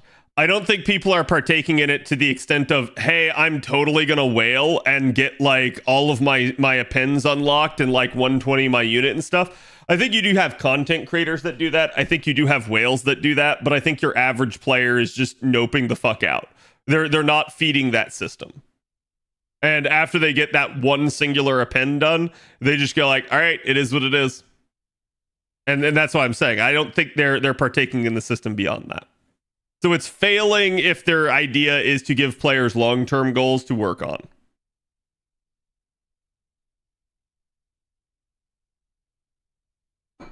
And I'll say this. You want to know why we know that? Look at the upsettedness here. Like the reaction to this is absolutely that everyone's pissed about this. It's not just the whales that are pissed. Everyone's pissed about this. And the only thing I've tried to say is don't misplace your upsettedness. Don't be like, oh crap, I totally just did the wrong thing here, but whatever.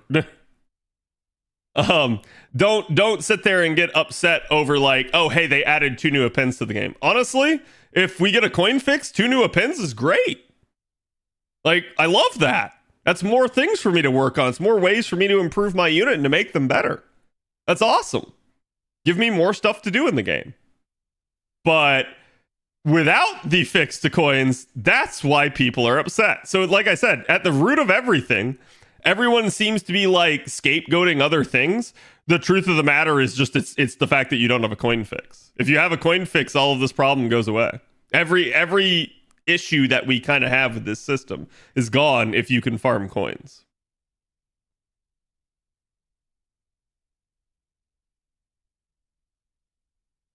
You're only going for a token copy of Eresh or two? We'll see. Also, chat, you didn't stop me. I was about to pop an apple and debate you even harder. Show me your angry face.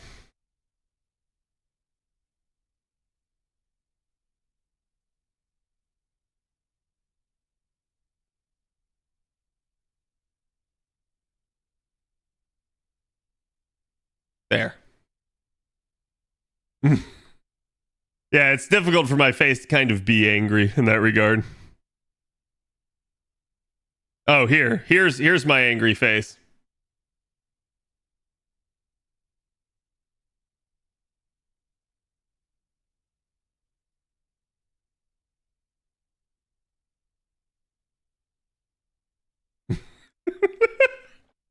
With your eyes closed, you look like Brock from Pokemon. Yeah, I could see that.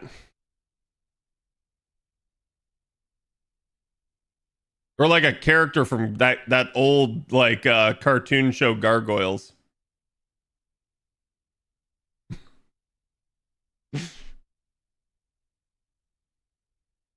Ugh. Oh, my eyes. Why did I suddenly end up at LB7?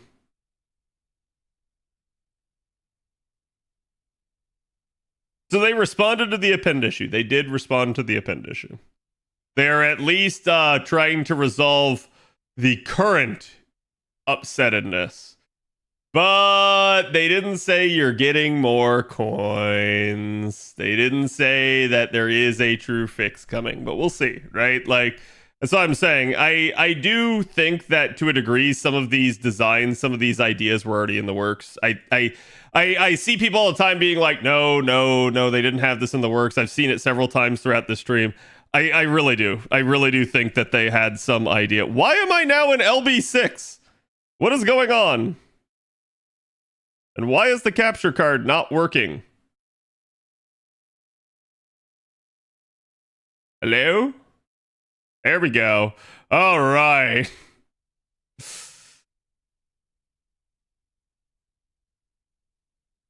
You need anger anime symbol for avatar? What do you mean? Had Stormboard just sending them places? Yep. All right, so we can't do audio call either, which means, chat, we are going right into this. And we are grinding this. No, we're grinding this. There it is. All right, so like 2 more here and we're going to do the rolls cuz like I need to get to doing the rolls. I swear to God, chat, I'm not trying to debate you. It's just like FGO be doing shit right now, and because it be doing shit, I be having to cover in that. And I'm putting you guys before my own gacha desires at this point. Sure. No, I'm dead serious. I'm not actually trying to debate you in that sense. Oh, the veins. I think one of my early concept arts did have that.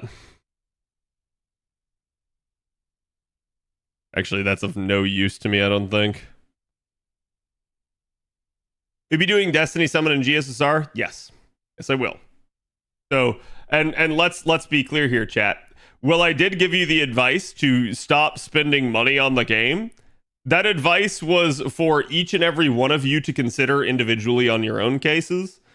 I'm gonna just go ahead and try to attempt to justify my actions here as saying that 1, I still do like the game, and 2, I am a content creator for the game. So at that point, I'm like, well, okay, right? Like, I'm not trying to sit here and tell everyone to stop rolling and to stop spending money. I'm saying if you feel that strongly about it, that is your option. And that is the easiest way to make your voice heard.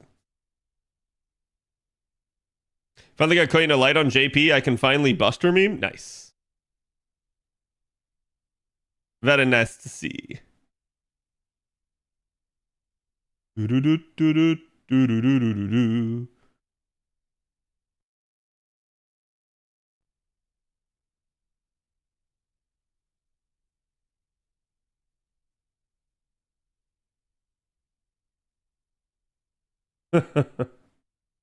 Yeah.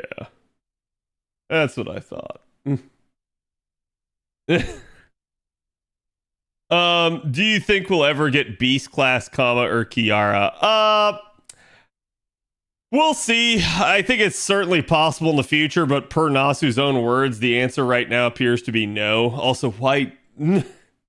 Sorry, I'm used to doing the Ordeal call node right now, so that's why I did the Castorian P. Cad told me to spend all the things if it's top tier advice. Yep. I'm gonna go play FSN instead in a few days. Yeah, I don't blame you. Like, we're gonna be doing FSN later this week. I would also like to cover the new content. I'd like to talk with you guys about the new appends a little bit more here. I think that's going to be something that we will do. I'm going to end up putting together a list for you guys, basically, of people that I think that is impactful for. Because again, I do think, like, obviously there's going to be people that are going to want to know, like, hey, okay, now that I have the ability to shift, should I? Right? And that is a conundrum as we move forward in that sense.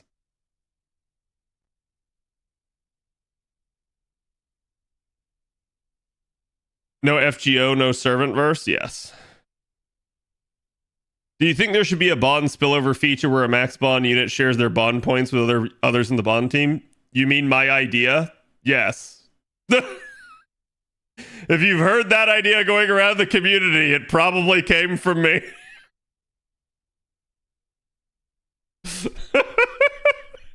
That's another one I've been saying for years at this point. Nasu didn't lie. He specified no more beasts from pan-human history.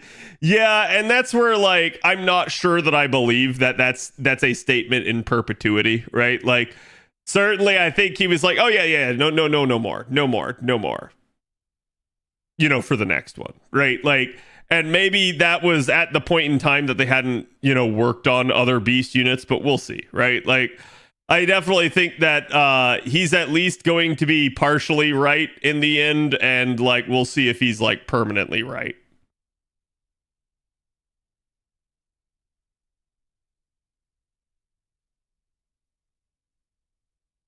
Grayling past 100 doesn't take 300 coins, but instead you use 30 coins to unlock the ability, and then the append stay 120. That way, at least for SSRs, you can do 120 and all appends within P5 and bond 15.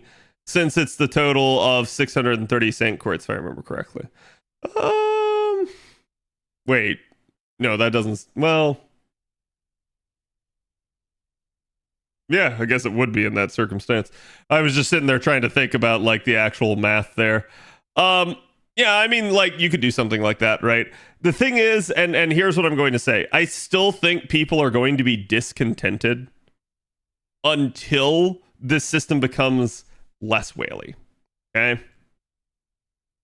we already have content in the game that somewhat I'm not going to say makes it necessary, but I'm going to say glorifies having the additional MP levels. I think that's always been the case, and I think even when we didn't have that content, excuse me, even when we didn't have that content, people still rolled MP5.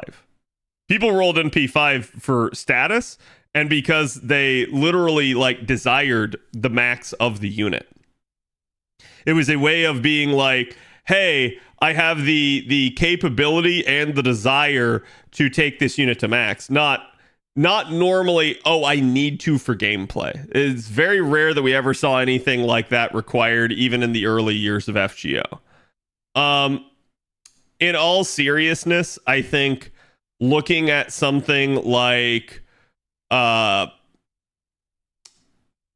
append system and the grailing system, it's like you can lessen the amount of coins, but until there is some more sustainable way to acquire coins, I think you're going to find that people will be continuingly annoyed by the system.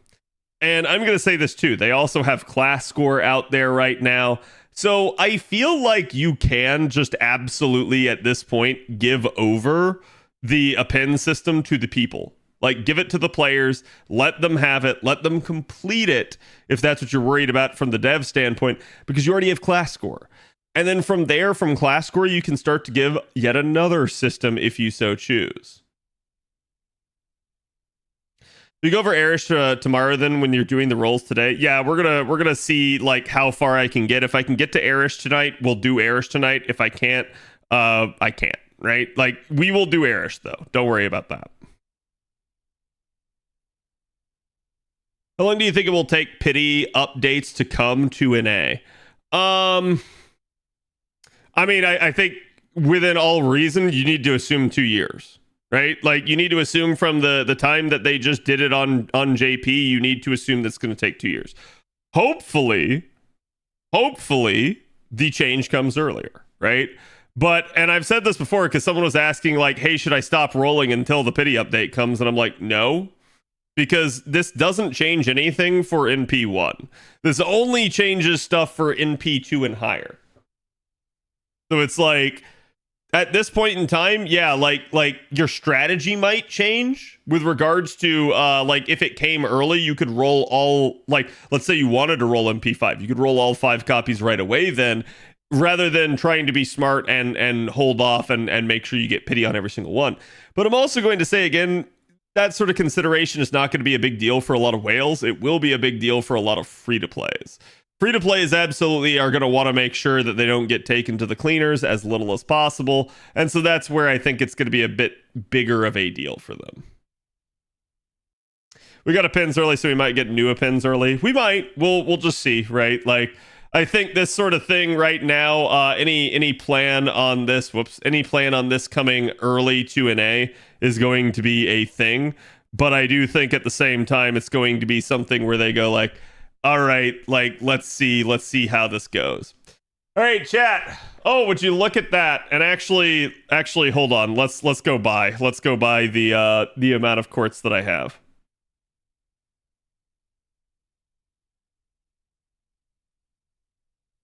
Sorry, not the quartz.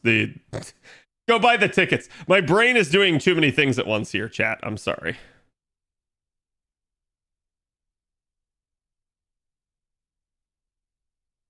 Whoosh. All of these are brand spanking new for anniversary, because again, you get a secondary stack.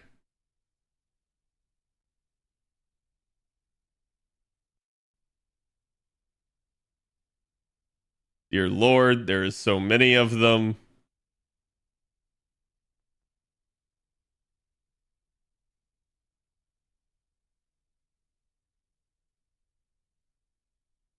All the shop stuff, yep. Okay, even more. Oh my god. Watch as my mana prisms just drain, chat.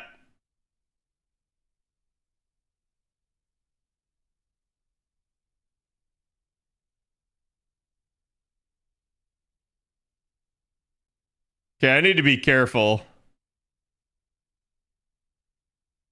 because I am at a spicy amount. So let's not hit 399. Let's do this. Pull that out. Pull these out. Did not expect that I would have to do inventory management ahead of this.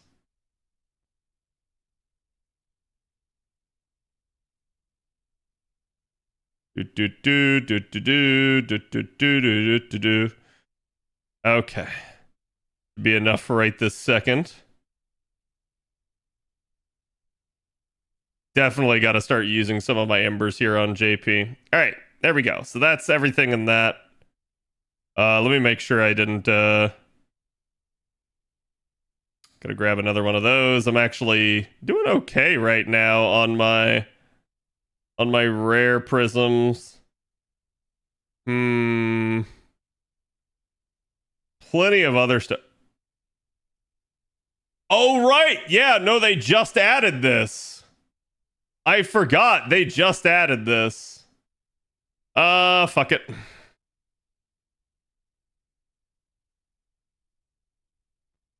Wait, why are the other ones not here? Oh, no, I have the other ones. That's why they're not here. Okay.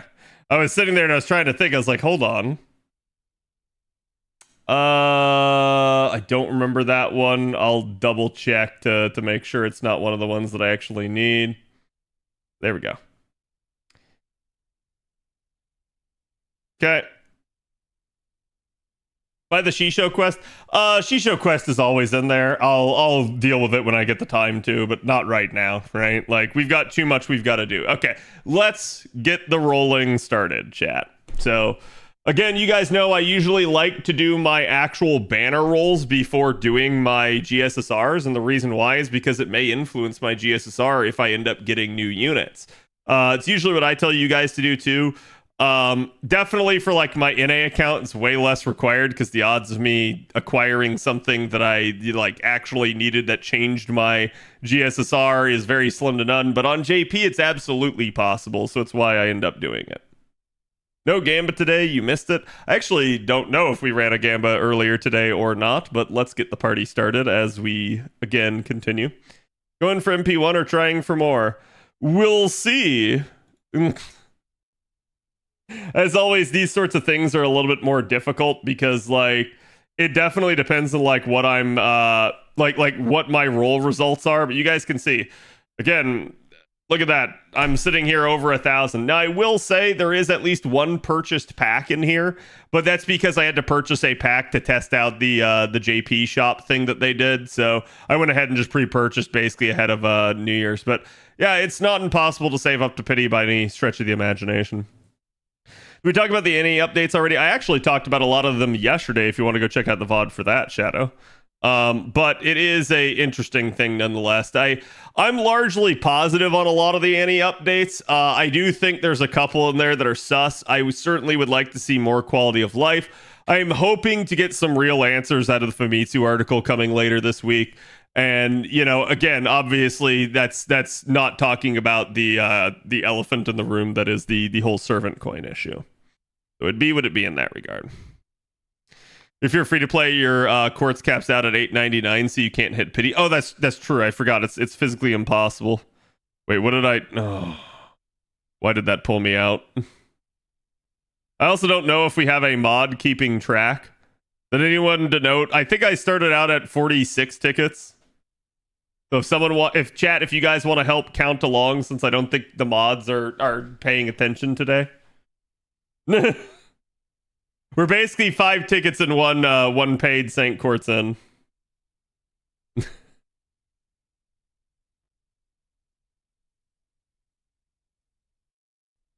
Rip Avalon. Yep. Check the history. Oh, that's true. We can absolutely check the history. You have a counter now? I know I have a counter now, but don't make me, right? Like, that counter's only counting to pity.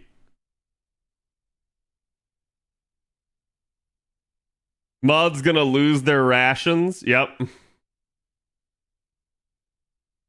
Bob has an excuse. Yeah. And to be fair, chat, that counter will reset when I get a copy of the unit, so that will not necessarily give you the total. How many are we in? Avalon, we started out at 46 tickets, so we have spent 8 tickets and 1 paid St. Quartz.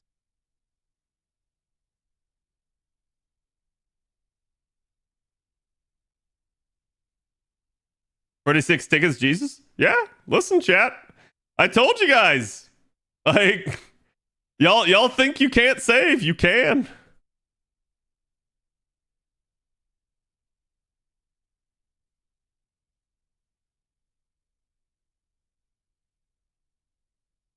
Time for me to finally do Trom. Do it. Do it.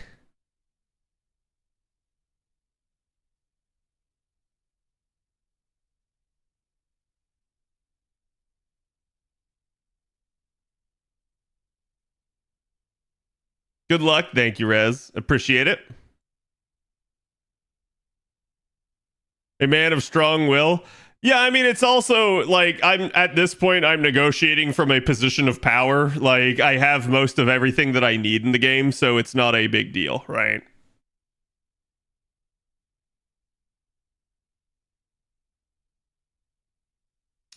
Oh, interesting.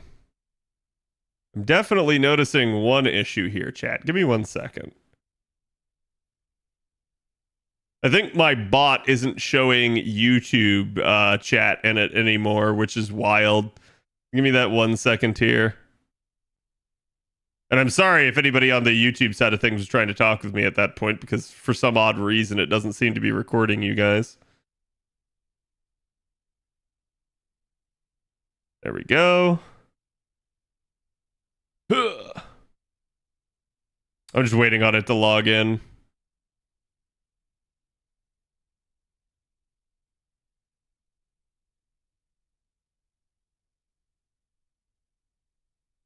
There, chat. We will put the Doge on her shoulder.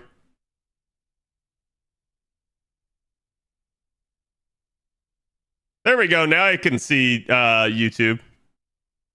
I'm used to being ignored. Don't worry. No, I'm sorry about that, chat. You guys know I never want to do that. We good now? You're good now. Now I can see you. I do need to refresh the cache of that though, but otherwise we should be okay.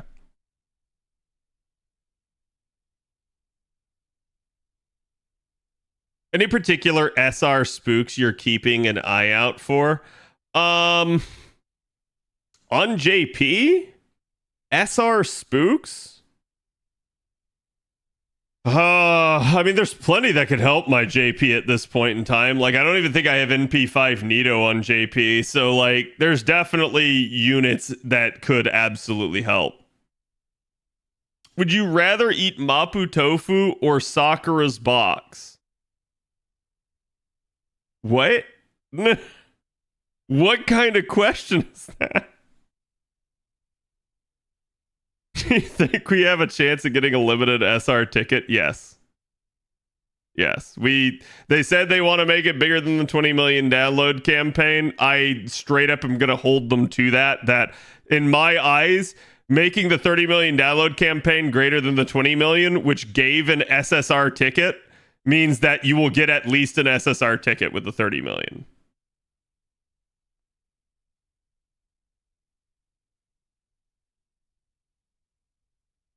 When do you think 30 million will happen? I don't know. We're already overdue. So I thought it was coming like even before anniversary. I thought it was coming even like a month ago. What do you think of the new 5-star C added that kind of functions like Ox Demon King? Chat was asking me that before. Basically yesterday they pointed it out to me, and I think it's good. I think like it's nice to see that, and the fact that it applies to all card types is certainly nice. I'd still like to see one for like arts and quick so that we actually have it for like NP gain purposes, but yeah, I'll still take it.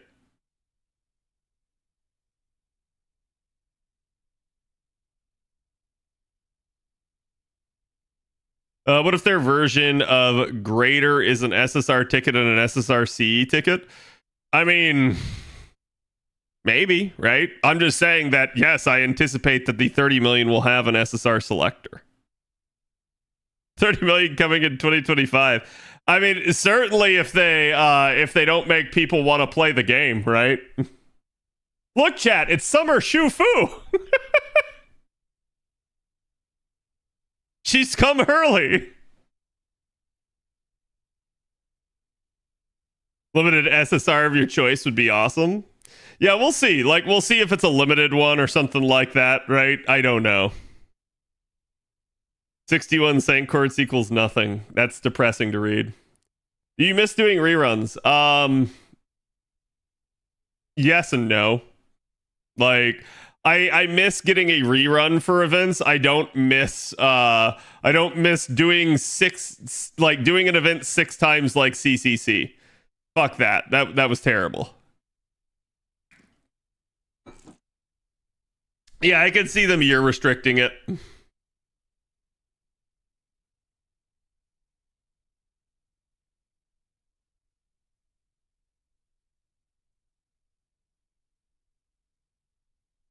Comma event despair. You guys have noticed I haven't done it yet on NA, right?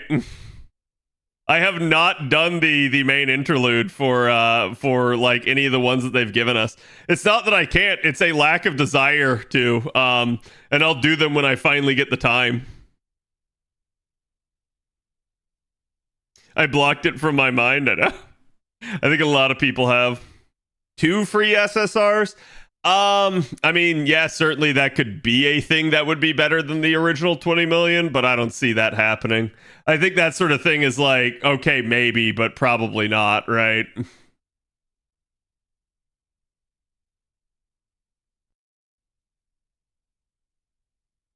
The mats are were worth it to me. Yeah. Comma event gives 30 sank quartz at least for the pain it puts you through. Yeah, it's not like there's not a reason to do it. I just straight up don't necessarily desire to. God, the art on that's fantastic. That looks great. I just love the actual like coloring of that piece.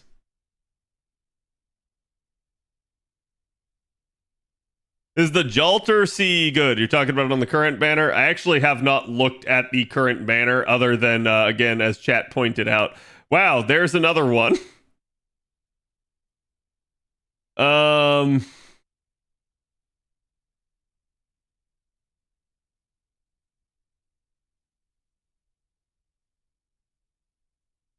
Let me see. Summoning campaign.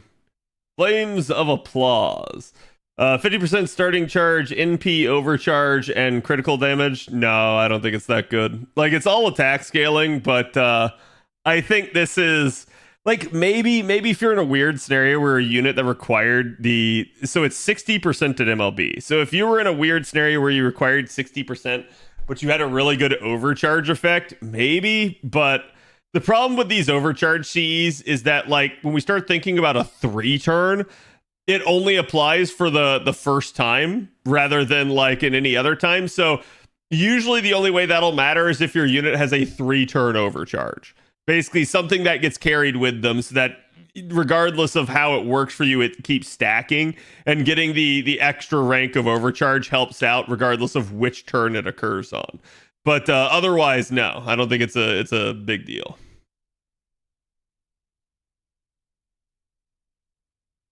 Oh, assassin. Ooh, Carmilla. Wait, did I have you on my JP? I did. Okay. Been a hot second. No, not woo, chat. I know how much you wanted it to be woo, but it is not woo. Aaron, thank you for the follow. Welcome. Oh! Oh!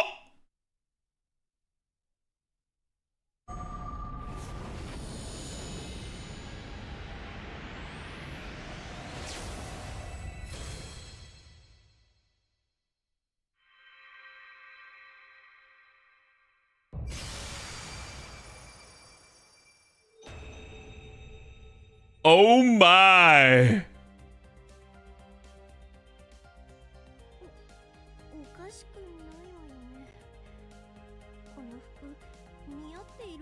You hush, song request.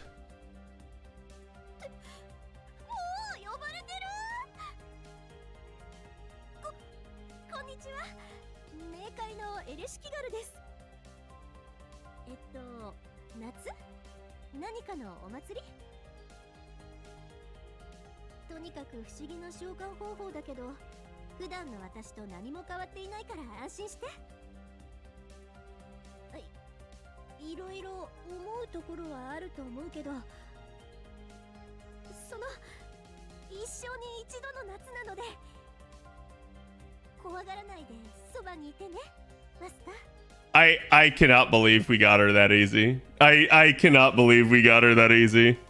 Oh my god. Well, chat, we still have pity intact, so it's funny because we just saw our first servant even, and then it just like it shut the gacha down right after that. That was wild. All right, deeper we go. Deeper we go, chat. NP2, right? Yep. Not intact, but reset. No, still intact. That's the thing, right? Like, it's still there. That's the best part. And this is why I said, like, I really do mean this. I think this change is going to result in more people going for a second copy of units. I think it actually will benefit them. I think that they hadn't really thought about that change and they hadn't looked into it. Because I do think the fact that pity didn't exist on a second copy kept a lot of like free to play and like money conscious people from rolling that second copy until you got a second banner.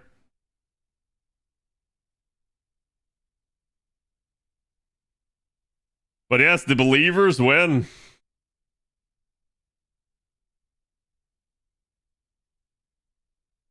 Once more into the breach. Yep. I would go for more, but we still have Seal in 2 weeks. Yeah, I mean, it's definitely a thing.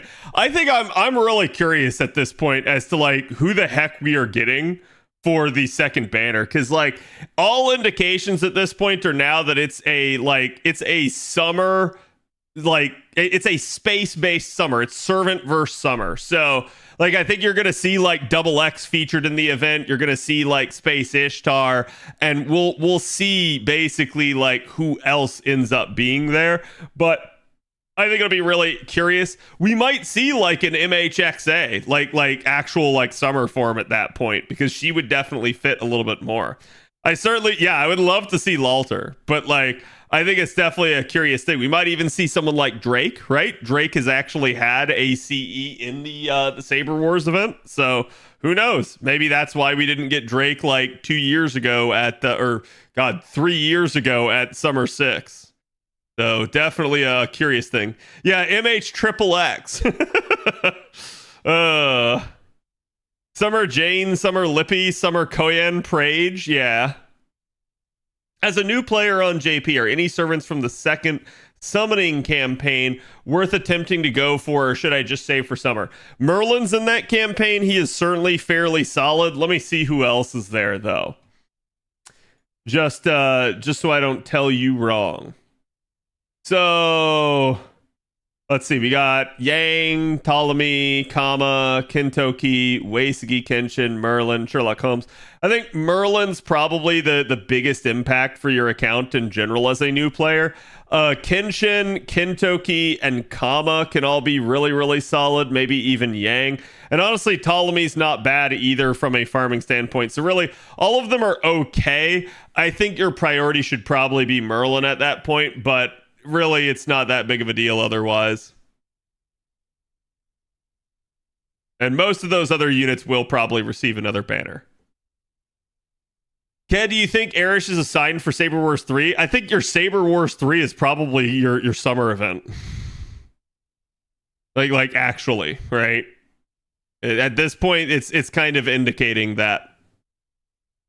Summer Space Bradamante, please. That'd be nice. I'd be a-okay with a summer Bradamante. I think Bradamante is a unit that gets such an unreasonable amount of hate, and I really would like to see her like get more, right? Does Arcuid have a hidden banner during summer? I think everybody at this point is assuming that Arcuid is your 30 million download campaign unit. Like, she is conspicuously missing. And I did see a lot of people with the whole coin debacle here trying to argue that this is why the coin system is fucked, is because Arcuid hasn't had another banner. And I'm like, guys, that's a temporary thing.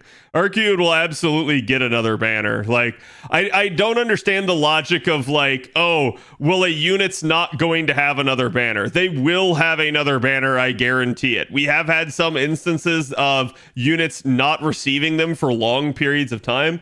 But for the most part, that's all in the past. And really, I think our longest running unit without a banner is like Arcuid at this point. I think it's basically like her and like Yang, I think, are our two longest. Yang just got another banner here. Oh, yes, true. Yeah, she's actually here. So Yang basically got reset. And her longest, was 2 years and 2 months. So it's like, yeah, that's certainly not a short amount of time, but that was the longest basically that anyone had been at this point for a long time. Yeah, Junao was 3.5 years, and Junao wasn't the longest. The longest was actually Squirtoria at almost 4 years. But we since then have not seen it, and they've totally changed their like mentality on how they're going to be conducting rolling banners. And I think it's because they want you to actually like have opportunities, because they realize that they're not making money off of not giving the units banners.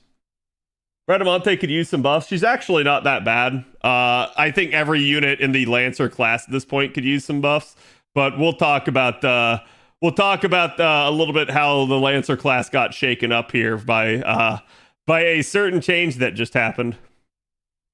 What server would you recommend from the SSR ticket if they give one? I don't know, right? Like, I can't even conjecture that because I don't know what the ticket would include. Like if they did include something like limited units, that definitely goes way harder than something like just hello, how's it going, Nessa? Passion Lip is another with no summer variant. Yeah, I mean, but we'll see, right? Like maybe Passion Lip gets it on the second banner. Do you think Yang is one of the foreigners that gets an upgrade here? I think she could be. I don't think Yang is like, I don't think it'd be crazy to give Yang like an NP interlude, for instance. Or really even like fixing her skills, actually.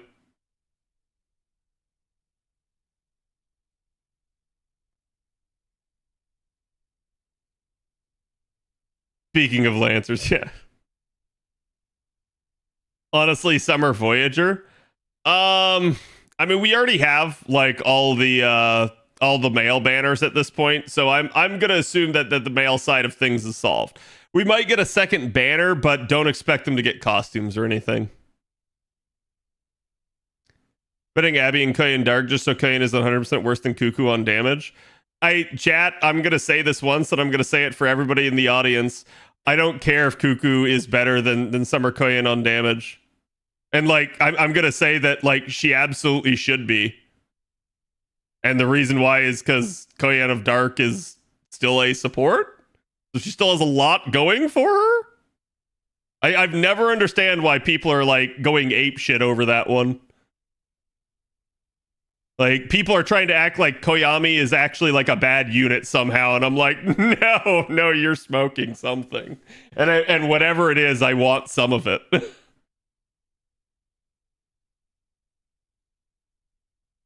What's the story progress requirement for the summer event? You need to have the Ordeal Call prologue done. So you have to have completed all of LB7 and finished the prologue for Ordeal Call. Cad, now you'll have more to say on servant reviews concerning the choice of appends. Yeah, I'm not looking forward to that. That's because it's going to make a what used to be a very easy recommendation a lot harder, right?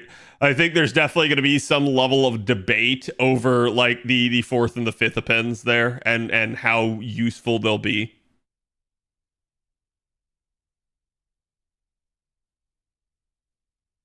I mean, even the fourth append can be really solid. Like, so for instance, chat, how's that fourth append sound to you guys on someone like, say, oh, I don't know, Van Gogh?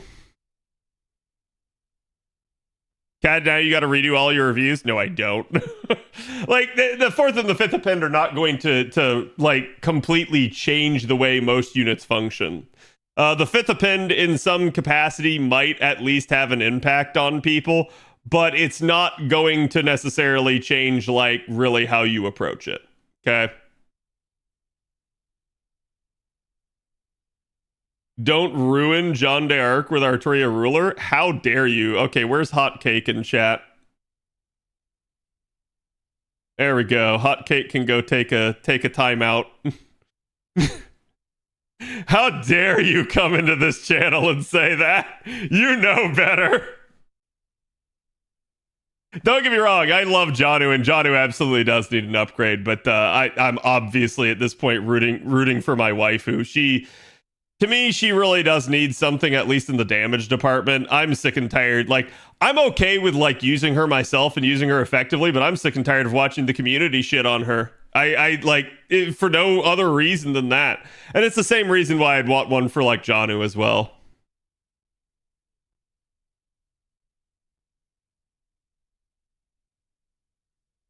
It will allow some Buster units to be used in double Koyan. Not really, in a weird way, right? Like, yeah, like Arcuate is the clear example, but most other units, it's not going to change their comp type. It's just going to change the way in which you can use their steroids for most units. There will be some interesting like potential applications, but one of the weird ways, and I think this is why the devs implemented it. I think the devs knew the way the Korean Sky system works is very difficult to actually like be able to double up on skills because you usually need the Koyan Sky 50% charge skill in the mix in order to allow that to happen.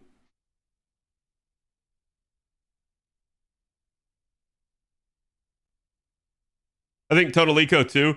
I haven't looked at her yet, but I will say I do know that the third append doesn't work. Sorry, the fifth append doesn't work immediately on the third skill because of the way that it functions. That is another like interesting side to it. But I'll take a look at that one.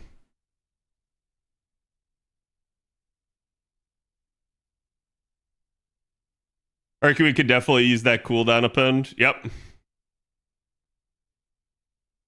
A unit doesn't have to be perfect to use. I farmed Lotto this year with shooting. Oh yeah, and it's why, like I've said before, is I think a lot of people are making a way bigger deal out of this than it actually is.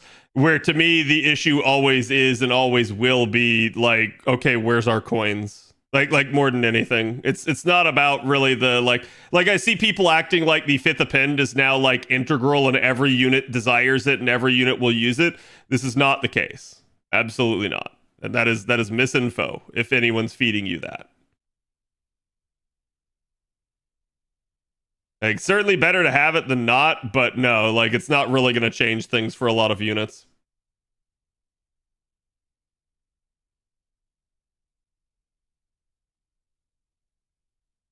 A unit like Super Orion should get the crit or the extra hit append and the crit append. Yeah.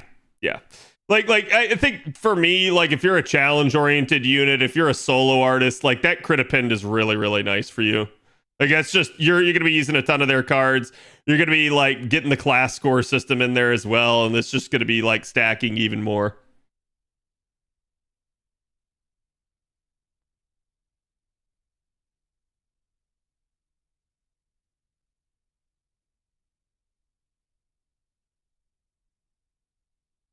Which do I like more, Breedomart armor or Tametomo armor? I think Tametomo armor is cooler. I'd probably like Breedomart's armor more if it was a different like color scheme.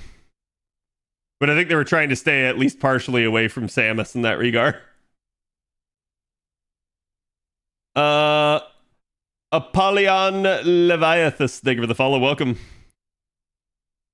Thank you for saying what you said about Koyami. When I tell my friend that she's a support, he says, so it's Cuckoo? No, Cuckoo's not really a support. Cuckoo does have a targetable 50% charge. Cuckoo does have attack up. That's really where it ends. I know people want to like view Cuckoo as that, but no, you're not going to be getting the same usefulness out of Cuckoo in that regard. And I'm going to go ahead and say this. Cuckoo's damage is so damn strong, I don't see why you would use her as a support. Yeah, she's way more offensive oriented.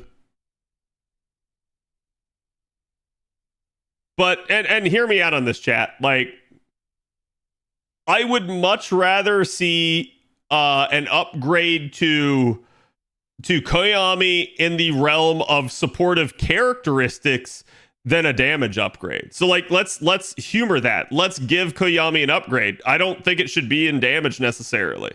I think like one of the issues with her overall is that while she has some supportive niches, they're kind of restrictive. Like, for instance, she really helps out with overcharge mechanics for units. But if you're a unit that doesn't give a shit about overcharge, then she doesn't really like help you that much. So that's kind of why I say like, yeah, I'd rather see like that capacity actually improved.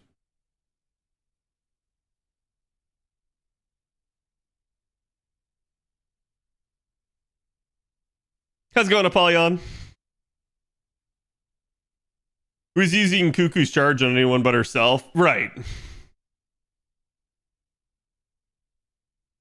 Remove the requirements on skill 2. Yeah, I think that would actually be better, right? So that's what I'm saying. It's like, I'm not trying to say you can't buff, I'm not trying to say you can't buff Koyami, but like, if you do, I think the better way is to lean more into her usefulness and her ability to take her to a node. I think if you buff her damage and she's not totally getting destroyed by Cuckoo, you're still taking Cuckoo, right? Like if our argument is purely damage sake, then at that point Cuckoo's still probably going to win. And so this is why I say like I'd rather find a reason to take a unit to a node more than just like, oh hey, they're waifu or something, right? Like, because obviously, like, you know, there's units that I take to nodes that are waifu and they work for me, but they don't necessarily work for other people. Maybe I've invested in them more, or maybe people just view them as being subpar compared to the unit that they currently use.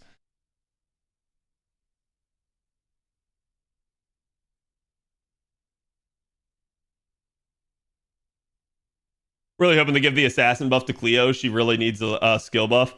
I won't be upset if they give it to Cleo. I think I'm personally rooting for Semiramis at this point because she's just kind of forgotten. But I'm not going to be upset if it's Cleo. I think Cleo could use it as well. I'd like to see maybe the Imperial privilege fixed. Koyami equal Koyan of Dark? Yes. Yeah. That's like calling Summer Ibuki a support. Oh, don't get me started. Don't get me started on that shit. Jesus Christ.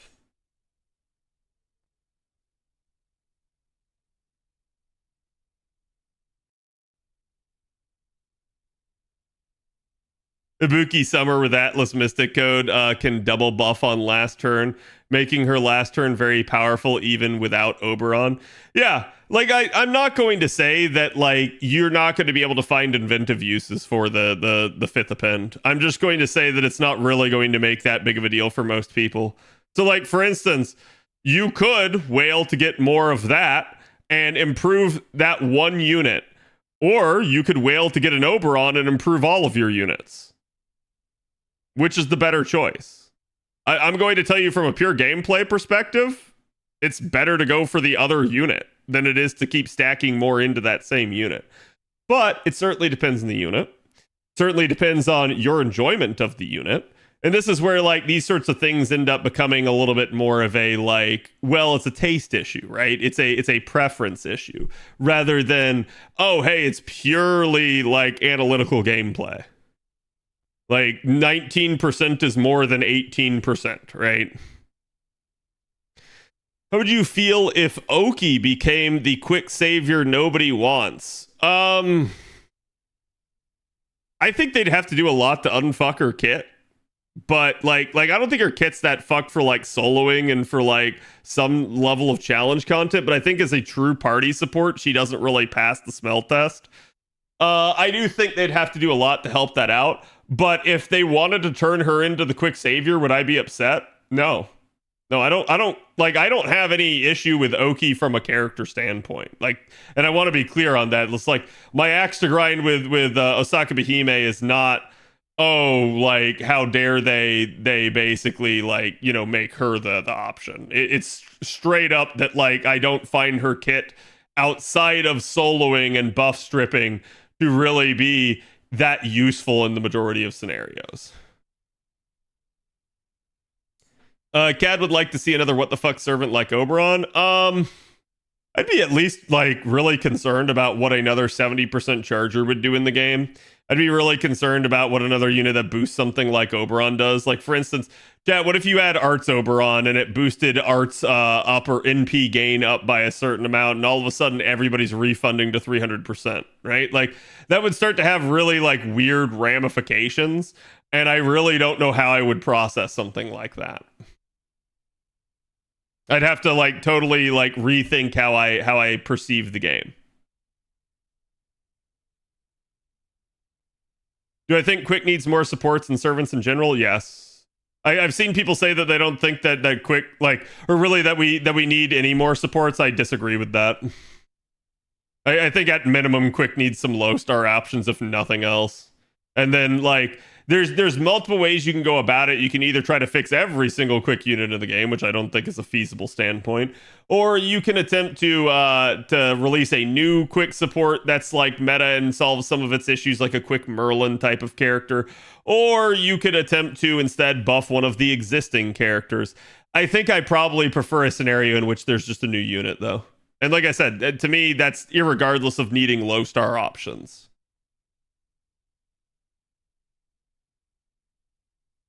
A split MP charger? Yeah, that would certainly be helpful. What do I think about the Gilles buff? Yeah, we haven't even gotten to talk about the upgrades. Sorry, the detection failed when I tilted my head back that far. I would certainly like to talk about that, and I'll say this. I think Gilles de Ray's buff is a step in the right direction, but I still kind of chuckled when I saw it because I was like, yeah, that's not.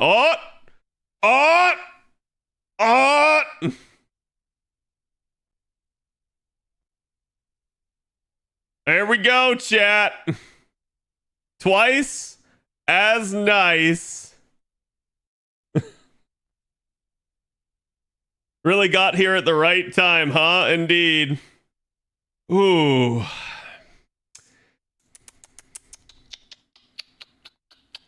Hmm.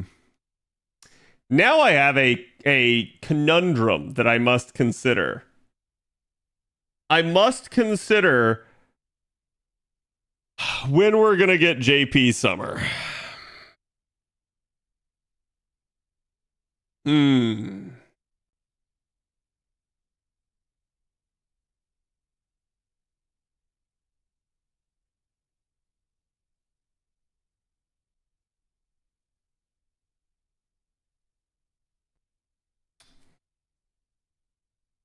Hmm.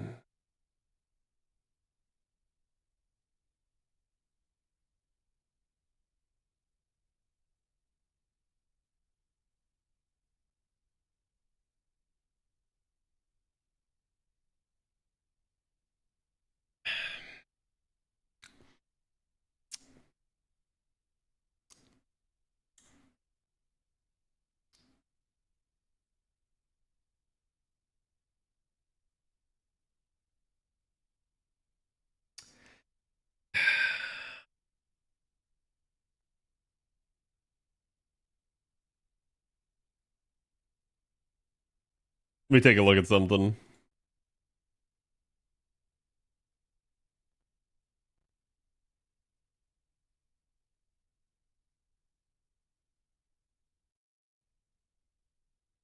Oh, wait, what is this?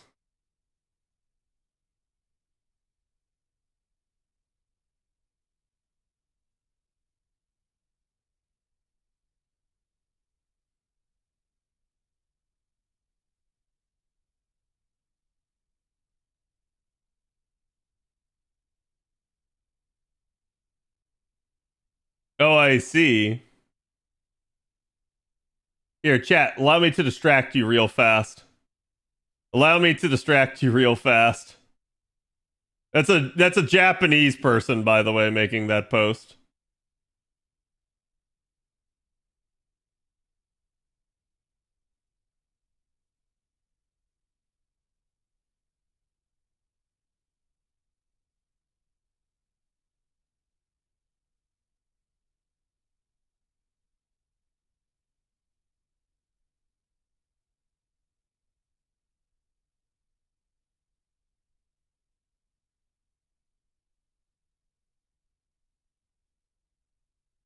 Hmm.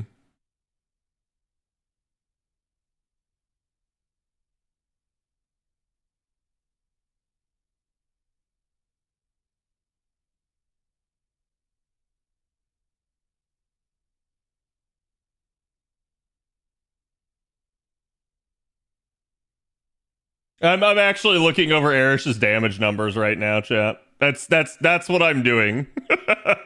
I get the hacks here. I get to allow damage numbers to dictate my desire to roll for more.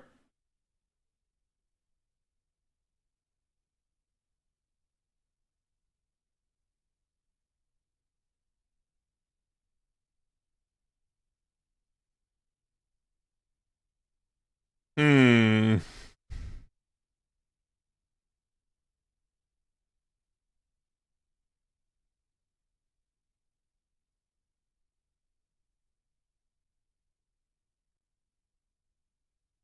Oh, see, ours this makes a good argument, chat.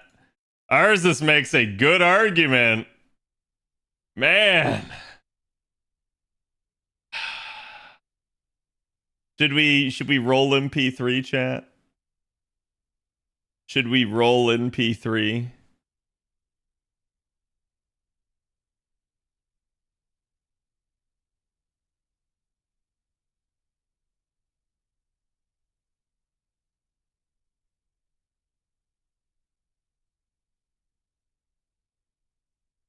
Make a poll? Uh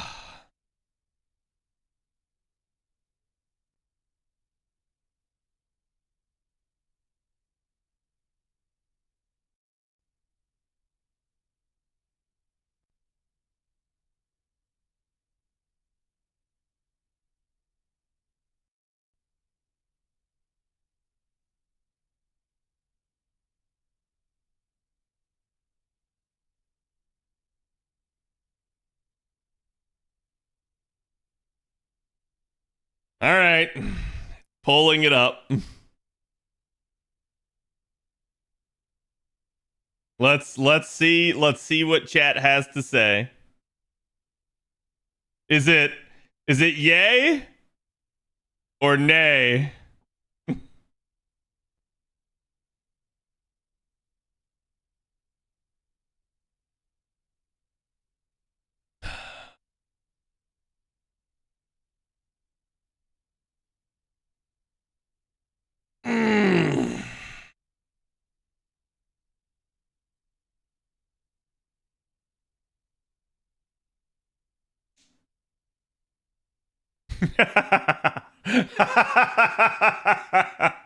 Oh man.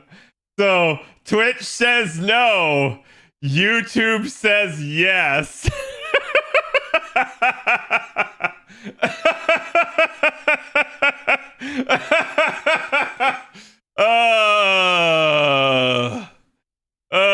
This is funny. YouTube had a couple people come in right at the end to try and tilt it back to no.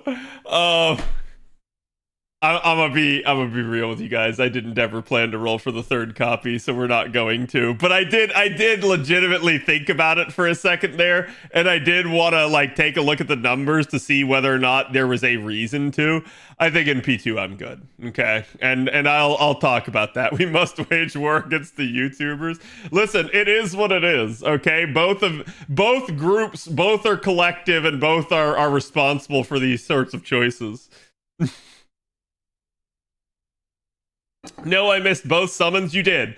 Obviously, you guys can go back in the VOD and check it out there, but we did manage to get really, really lucky. Total damage was 331 Saint Quartz for NP2.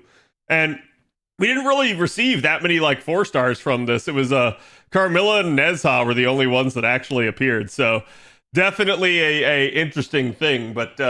No, I did find that funny that obviously it was the duality of man here, where it's like, oh, on side A over here we have, you know, temperance and not being like wasteful, and then side B was like, do it,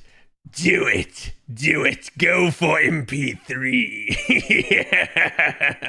So it was really funny to me to see that. I'm trying for NP2. I've gotten spooked twice. Pain, indeed. I understand. It can happen. But yeah, I do agree. I think I'm going to say this. Like, for those of you guys that really like Eresh, you guys need to consider that this is another beast unit, and you may see Draco 2.0 here, okay? So they may not give her another banner for a long period in time. That is a big reason why I went for the second copy. I just immediately knew, like, when we got that first copy early and easy, I'm like, we're doing it. Like we're going straight for that second copy because I got enough quartz here. But I don't see the point in tempting fate, especially since we do have summer right around the corner. So it is what it is, but it is what it is. I can't find the Twitter user. Did they get axed because of the JP defamation law? No, I mean, I literally just opened that up. I literally just the JP user is Homeros_471. If you're looking for that. Kirasaki, thank you for the 29. Appreciate it. And Sky King, thank you for the follow as well earlier. And Uriel. Appreciate you guys. But chat, let's do the summer space Ishtarish review. Ishtarish review. Okay, and we can actually talk about her so you guys can see I was looking at Flames of Applause. And this is why I was saying, like, it's obviously gonna have some novelty because it's a 60% C, but I don't really see it. I think this sort of thing is kind of meh to me. Is it fair to compare Kenshin to Estrella? Yes, I think that's fair. They're both arts, single target. I think Estrella has obviously got quite a bit of damage, but the fact that Kenshin can manage to hold her own is quite a good thing. And I do think that like if we're just talking pure like annoyance of challenge content, literally like taking Kenshin in who can buff strip is going to be really, really nice. If the solution is just damage and Unga Bunga, I think Estrella is your champion there though. There, Gambon, how many times Cad will call her Space Ishtar? Oh, don't do that to me. No, because then I'm gonna be constantly paying attention to it. Also, I have not really actually gotten the time to spend a good amount of time looking at her art. I hate that. I actually don't like that third ascension art. Not her, just everything else going on here. And you can see it's like 100% meant to be like all the beasts and everything in the background, but I just low-key hate that. That's a little bit better, but chat, I have to say this. Well, this is cute. There is no ass there. There is no ass there. And the only reason why I'm saying that is because I just want to say, okay, like I've seen so many people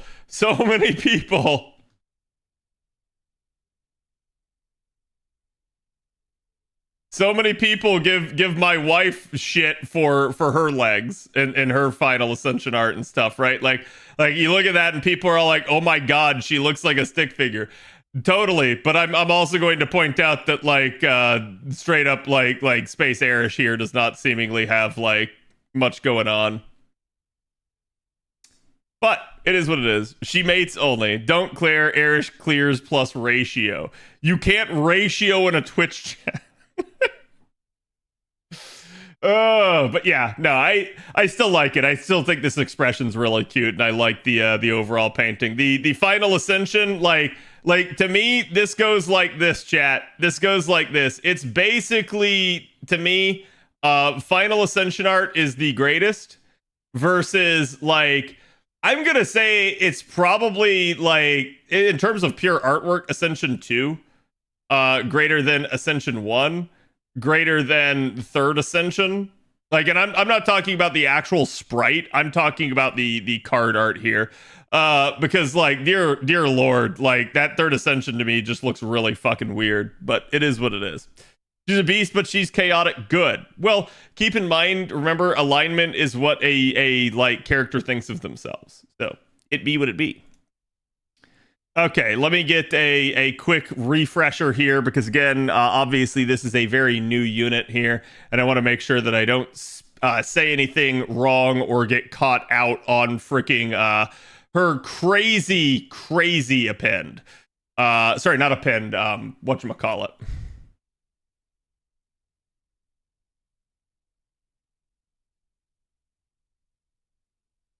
Yep. Yep. Yep.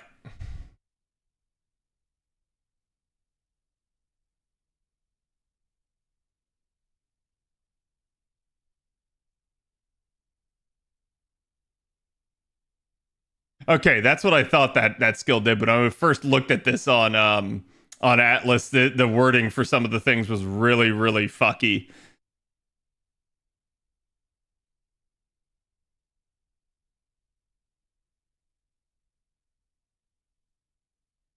Yep. Yep.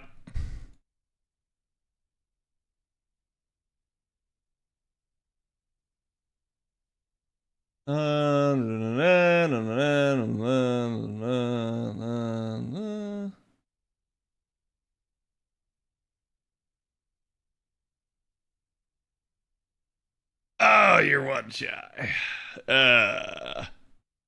You're one shy. Uh-huh.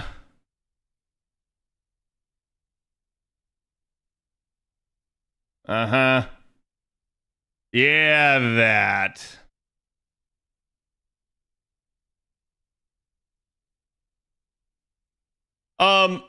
Chat, and someone could correct me if I'm wrong, but does anyone know, has the Mystic Code and Command spell aspects been fixed? My understanding is that this is currently bugged. They are not fixed. Okay. And these are the only two, right? Nobody knows of anyone else. I just wanted to make sure on that because obviously there's some issues with that. And then let me see what fandom has to say.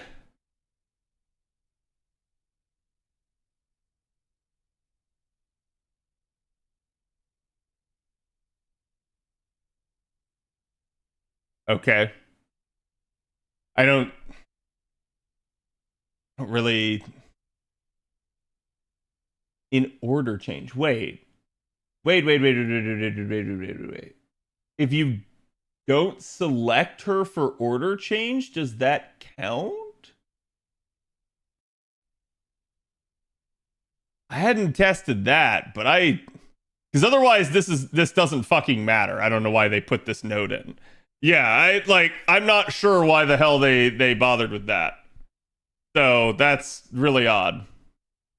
Oh, okay, hold on. It excludes special Mystic Code skills that can be used in order change and some battles. Okay, never mind. So yeah, and so to be clear on this as to why this is, chat, certain abilities during certain battles that you get that overwrite your Mystic Code, in some cases they're not considered a Mystic Code. It's considered like some sort of special like master level bullshit going on at that time. So that's kind of why it's like, because they're not actually classified as a Mystic Code skill, it doesn't count towards that. So I had to sit there and process what they were trying to say, but yeah, I realized that that's what they're meaning. Excluding Spirit Urge and Restoration by command spell, reviving all members if wiped in a party. Ooh, I'm gonna go ahead and assume, and does anyone in chat actually know, if you triple command spell revive, does it reset her gauge to 0? Well, sorry, does it reset it to 1? Because I assume it doesn't, because it's battle based. And then the next question is, does it also fill it up to 10? Never tried?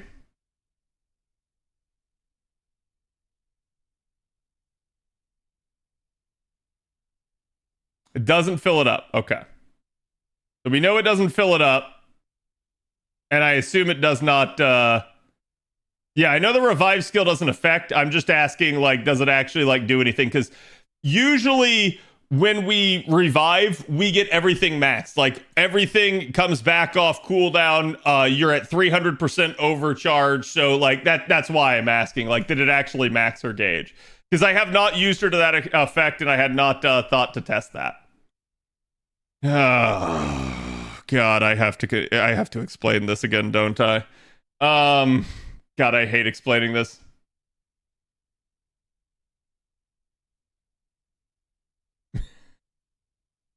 I hate when they use end times.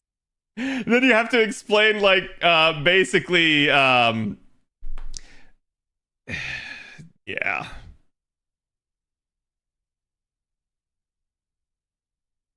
Yep, and then we get the instant kill notes. Yeah, it's still weird. I don't particularly like this note because it kind of gives misconceptions about things. There are things that can factor into it more than just that. So that's why, like, it's a generalization. And I don't like making generalizations.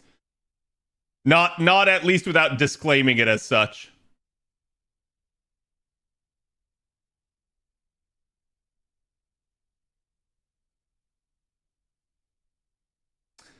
And then I believe the overcharge effect occurs before. Okay. Yeah, sorry. I had to take a quick look at that. I also haven't looked at her Bonsi.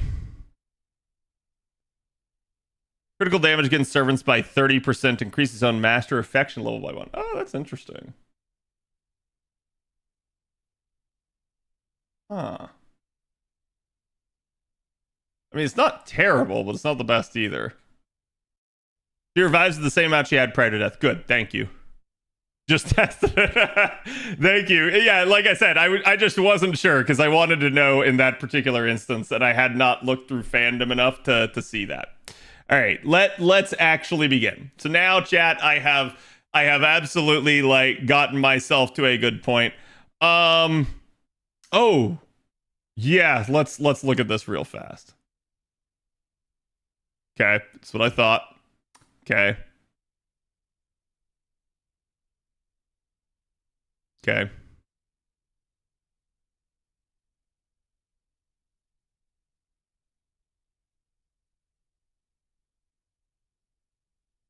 Yep, so nothing too crazy there. So she's not semi-effective against anything. All right, let's actually begin.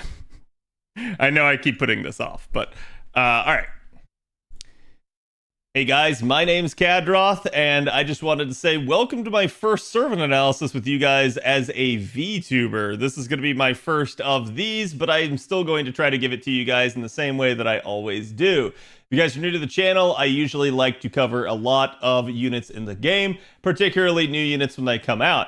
And Space Eresh here has got a lot of new stuff to really consider, so we've got a lot to kind of talk about tonight with her servant analysis. So obviously she's a new unit. She comes to us here with the I'm gonna say contentious 9th anniversary that we've kind of had here, and it's definitely an interesting thing. But she has been a unit that for a long period in time has been somebody that people have been waiting to kind of get. We naturally have had a lot of Ren fans out there just hoping for another Ren face, particularly a summer variant of Eresh. And this is basically what Space Eresh is. It does look at this current point in time like our upcoming summer event is going to end up being a summer event that is revolving around, like, again, sort of the servant verse and everything like that. So maybe it's our version of Saber Wars 3, maybe it's Summer Saber Wars or something like that. I don't really know. Either way, it does appear like we're getting a very servant verse themed event. So let's go ahead and talk to you guys about Space Eresh herself. So she is coming to us as our second ever Beast class unit, and that already just right off the bat is kind of weird. We do know that basically Nasu had already come out and said that there would never be another Beast unit from pan-human history, and he's technically correct. And basically Takeuchi, even in the interview where he said that, called him out on it. And that's what he kind of said. So we knew we were going to get another Beast class at some other point in time. And that's kind of where Space Eresh comes in with her being servant verse. She sort of skirts that technicality that Nasu had set forth. So we'll see again in the future if we ever get another Beast class. But for right now, it's definitely an interesting part, as she is sort of the yang to, again, basically Draco's yin. And at this point, we can see that Draco is going to cover your knight and cavalry classes with her effectiveness, whereas Eresh is going to end up covering the extra classes with her effectiveness. So definitely a little bit of interest here with regards to this and how it's going to function. I do think it's worthy of considering that Draco has been an exceedingly rare unit on JP over the past 2 years. We finally did end up getting a new banner for her, but it was basically because the community voted for it. However, I'm going to say that even had the community not voted for it, we would have probably received another banner for her. But the reason I'm bringing this up is it does mean that Space Eresh is going to be someone that you can consider to be rather rare. She is going to be an anniversary unit, which doesn't tend to get a whole bunch of opportunities to roll for, and she is another Beast class, of which the only other example was a rare unit herself. So we'll see, again, how they handle her into the future, but it may be something to consider that you won't necessarily get another banner for a while with Space Eresh in mind. All right, now that we got all of that out of the way, we can kind of talk to you guys about the actual performance of the unit. So let's take a look at her stats.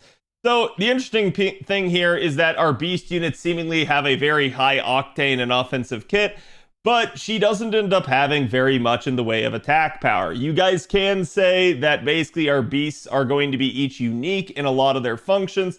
I wouldn't necessarily compare her to Draco in that sense. We're just going to take her at face value for how she is. This attack stat is certainly not anemic, but it's definitely not in the like 12 to 13k range that we might see with, say, other Avengers or things like that. Her HP stat here is certainly also a little bit lower in that regard as well, so I'm kind of surprised to see that there isn't really this trade-off. Both of her stats appear to be maybe less than I would think in totality that they would want to do with this unit. But I think in perspective with everything else going on in the unit, this is perfectly acceptable and understandable. You can see that she is obviously Beast attribute. This is fairly rare and certainly a nice thing for her to have, given where it sits in regards to the whole triangle of man, earth, and sky. It sits apart from that, so you're not going to have to worry too much about that sort of thing. Her star absorption is 147. This is not the best in the game, but it's not bad either. In fact, it's above average with that in mind, as we do have units out there that have up to even 200% star absorption, but around the 150 range is certainly going to be good and going to be more than most other units that are out there, particularly units that you might be pairing her with. And you can see her star generation is only at 10.2. This is not terrible, it's not the best, but she is an arts unit, so there's that to consider.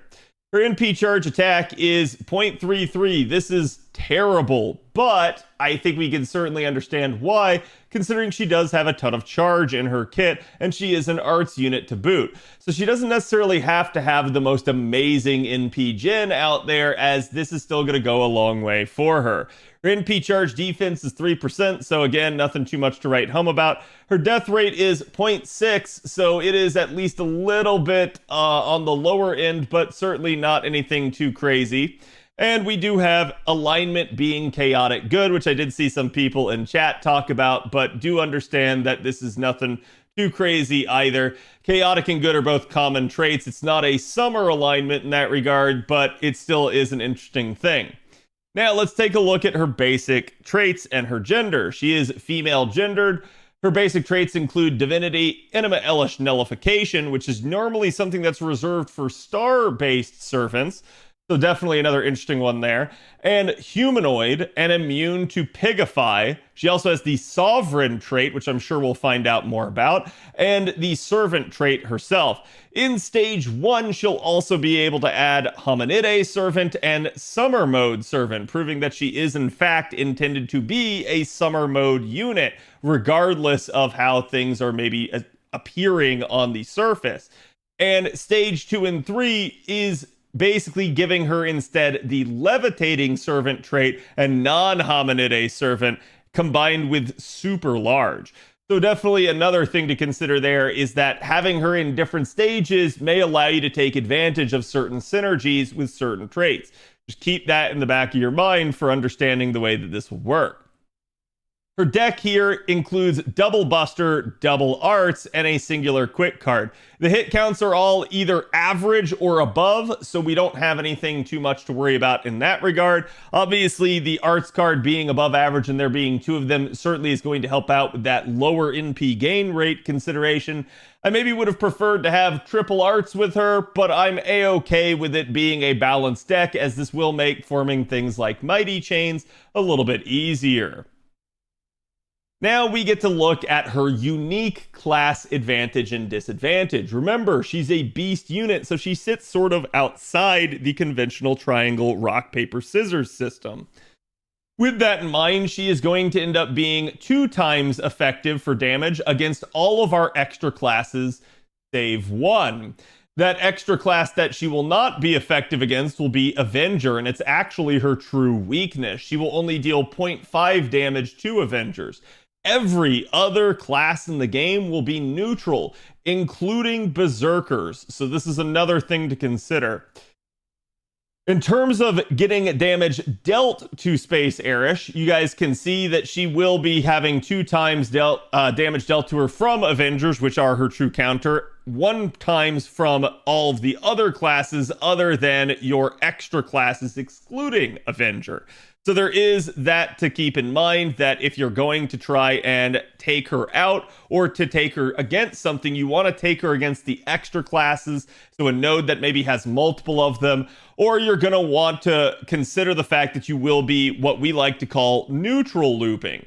And if you are going to be neutral looping, that does mean damage is going to be a little bit of a concern. Even something like Berserkers won't be able to bail you out. So do keep that in mind when you consider what types of nodes you're going to be taking her to. Her active skills include Goddess Sugar A here, that includes a party attack up for 3 turns by up to 20%. This is obviously just going to be a nice steroid for everybody in the party. Party NP damage for 3 turns by 20%, so definitely nice here as well.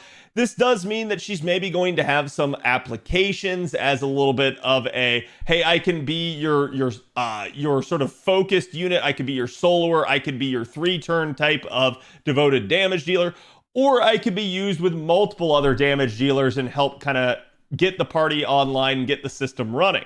So this does give her a lot of viability and flexibility in how you want to use her. She's also going to charge the party's gauge by up to 20%, definitely another nice thing there, and increase the party's instant kill resistance for 3 turns. Certainly nice, as it will be a 100% at rank 10, which I am going to say, due to the fact that the charge scales off this skill, you definitely want to get this skill to rank 10 if possible. The downside here that you're going to have to consider is the fact that this will inflict poison with 500 damage for 3 turns to the party. This is actually not going to be a huge concern for her, but you may want to watch out if you take her into a longer duration fight, and you might want to take some amount of healing. All of that on a 6-turn cooldown there as well.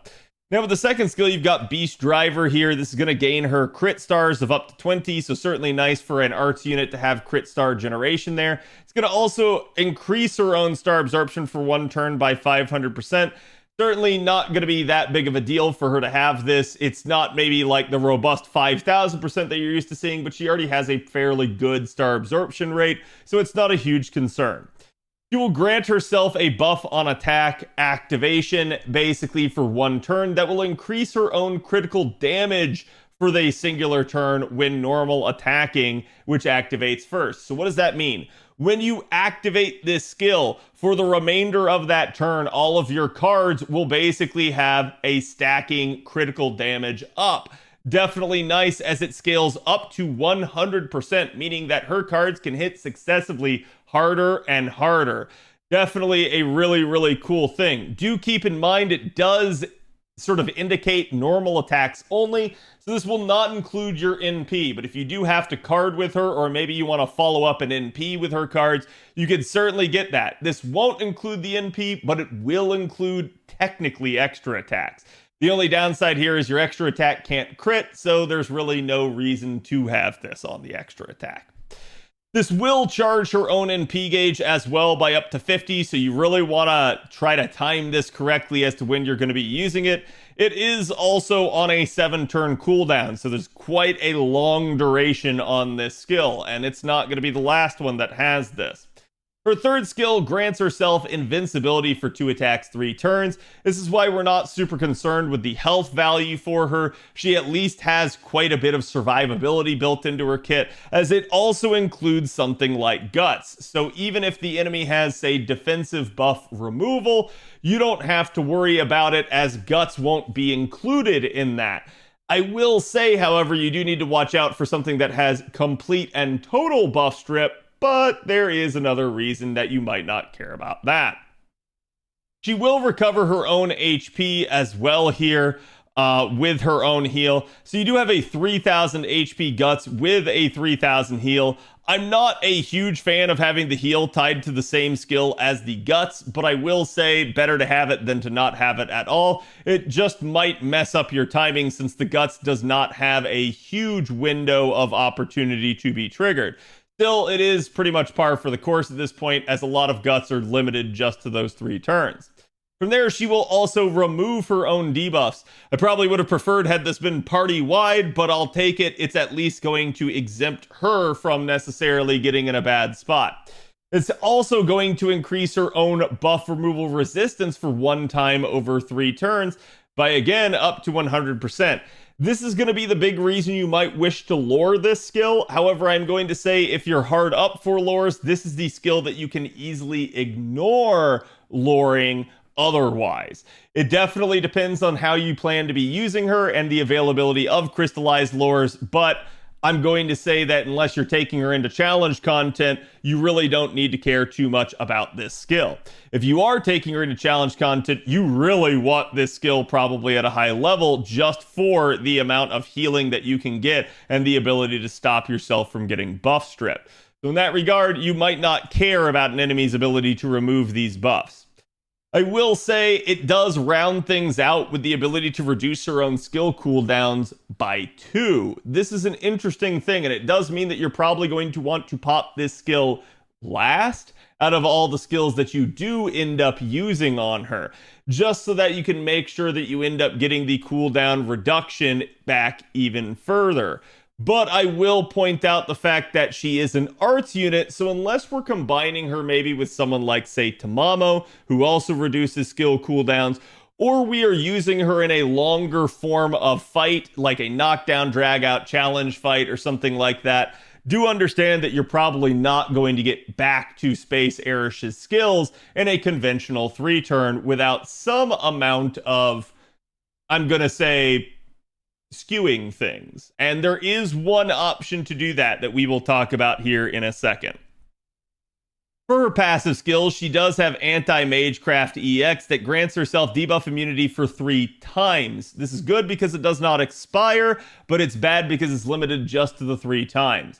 So keep in mind that you will immediately probably lose one of those 3 times with the demerit from this first skill, as it will apply not only to Space Eresh, but also to the party. Should you run out of your debuff immunities, though, you still have the debuff cleanse for her herself, but certainly this is a better thing to have than not, and we'll just have to see, because again, it does lend itself for more challenge content.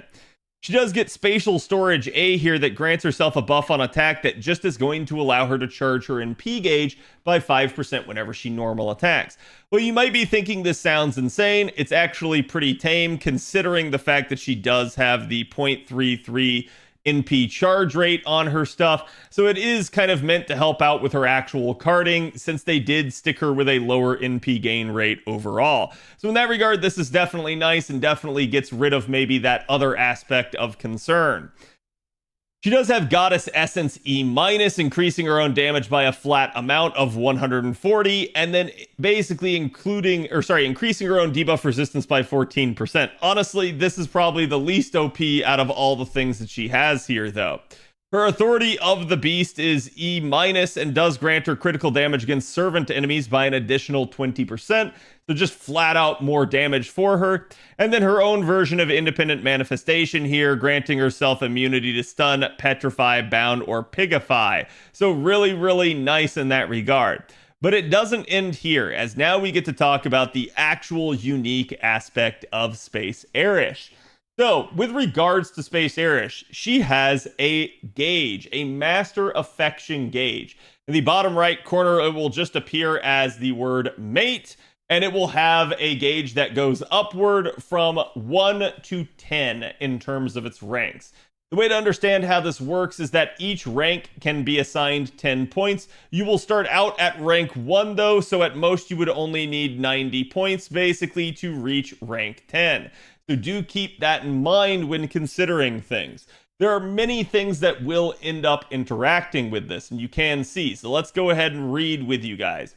The gauge has levels starting at 1 and going up to a maximum of 10. Performing specific actions with Space Eresh will increase her Master Affection with each 10 points, increasing the level by 1. So every time you get 10 points, you will increase the level.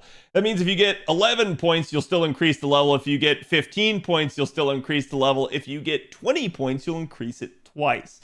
So just keep that in mind, that it does keep track. You're not going to be able to find this information necessarily in-game, so do keep that in mind, that it's best to have an idea of how she works. This is why we're going to go over this in exhaustive detail. So again, your affection points will reset after each battle. This is an important thing to consider, that you're not necessarily going to end up being able to carry this over. It's going to be a thing where each time you take her into a battle, it restarts the gauge at 1, depending on what other bonuses you might have. Again, you might start the gauge at 2, just depending on some of the passes that you end up already having.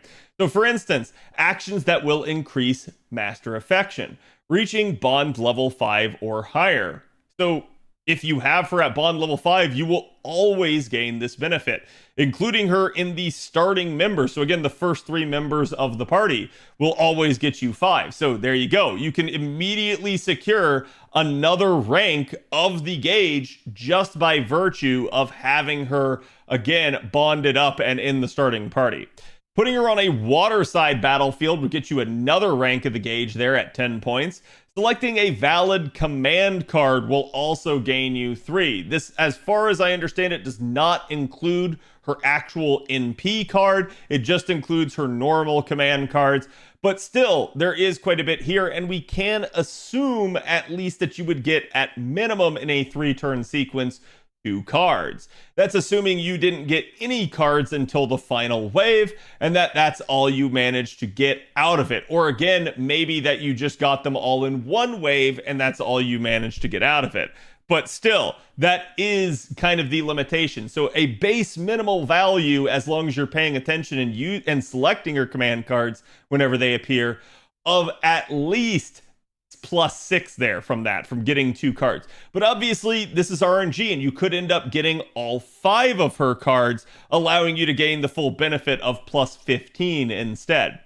There's also the ability to perform a Brave Chain. You're pretty much guaranteed, no matter how this breaks down, to get at least 1 possible Brave Chain at any given point in time with her, assuming you're looping her through the waves.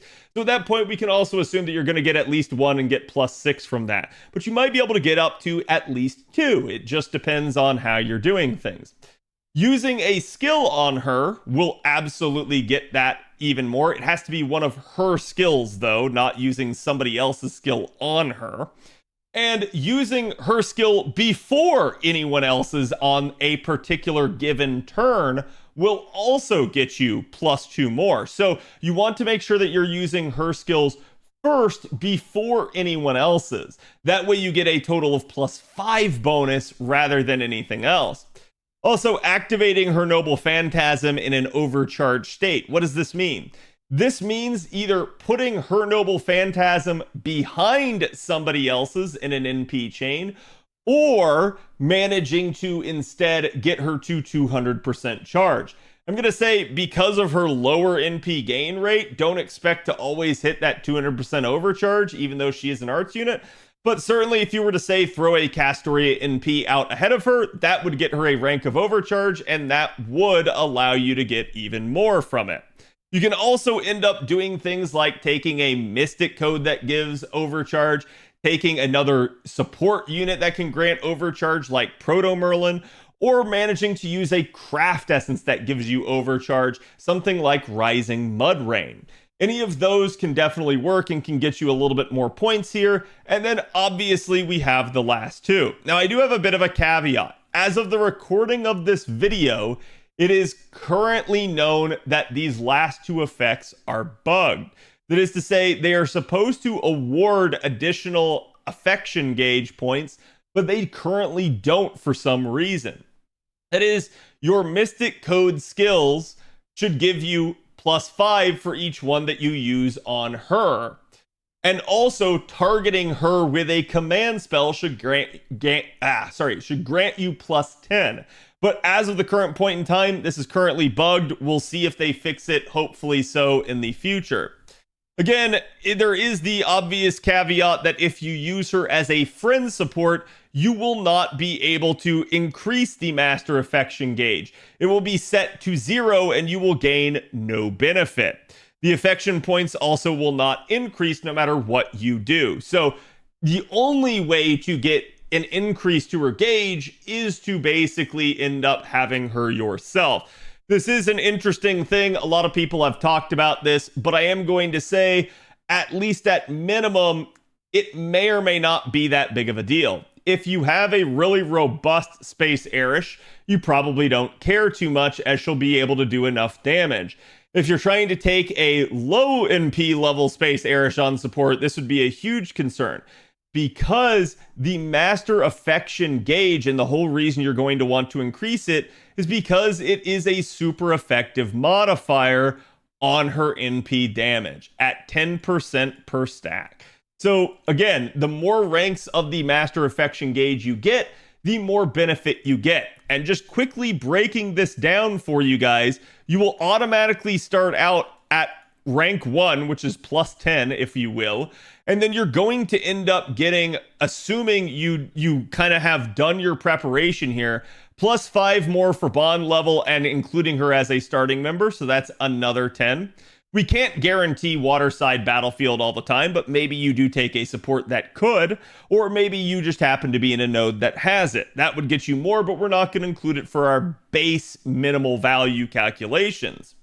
Selecting a valid command card, as we already mentioned, you can get at minimum up to 2, and you can get a Brave Chain at minimum, so we can include basically 12 here for this.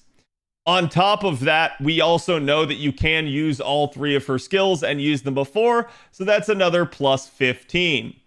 Activating her Noble Phantasm in an overcharge state could be something that you're going to do, but I'm not going to include it for the purposes of this calculation because it may depend on the comp or what you're trying to do. But assuming in the future that they fix the Mystic Code issue, you can assume at least a plus 10 here from this, maybe even plus 15. Order change doesn't work on her in that regard, and we'll talk about that here as we get to the notes down below this. But the real reason why I want to say this to you guys is, as you guys can see, we do end up basically having, let's see, 27 plus 30. You do end up having basically 57 points right here based right off of this. So you're going to be able to get, I'm going to say on average, about a minimum of like 6 ranks of the gauge. It's easy to at least get a good amount of Master Affection gauge from this. You don't have to worry too much about like, oh man, I'm going to be stuck at 1 or 2 gauge or something like that. Assuming you're going through a normal 3 turn, assuming you are at least like activating skills in the order that they should be activated in and stuff, you can guarantee yourself probably at least those 6 ranks.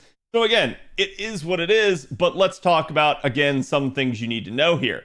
They do include some notes that the Mystic Code skills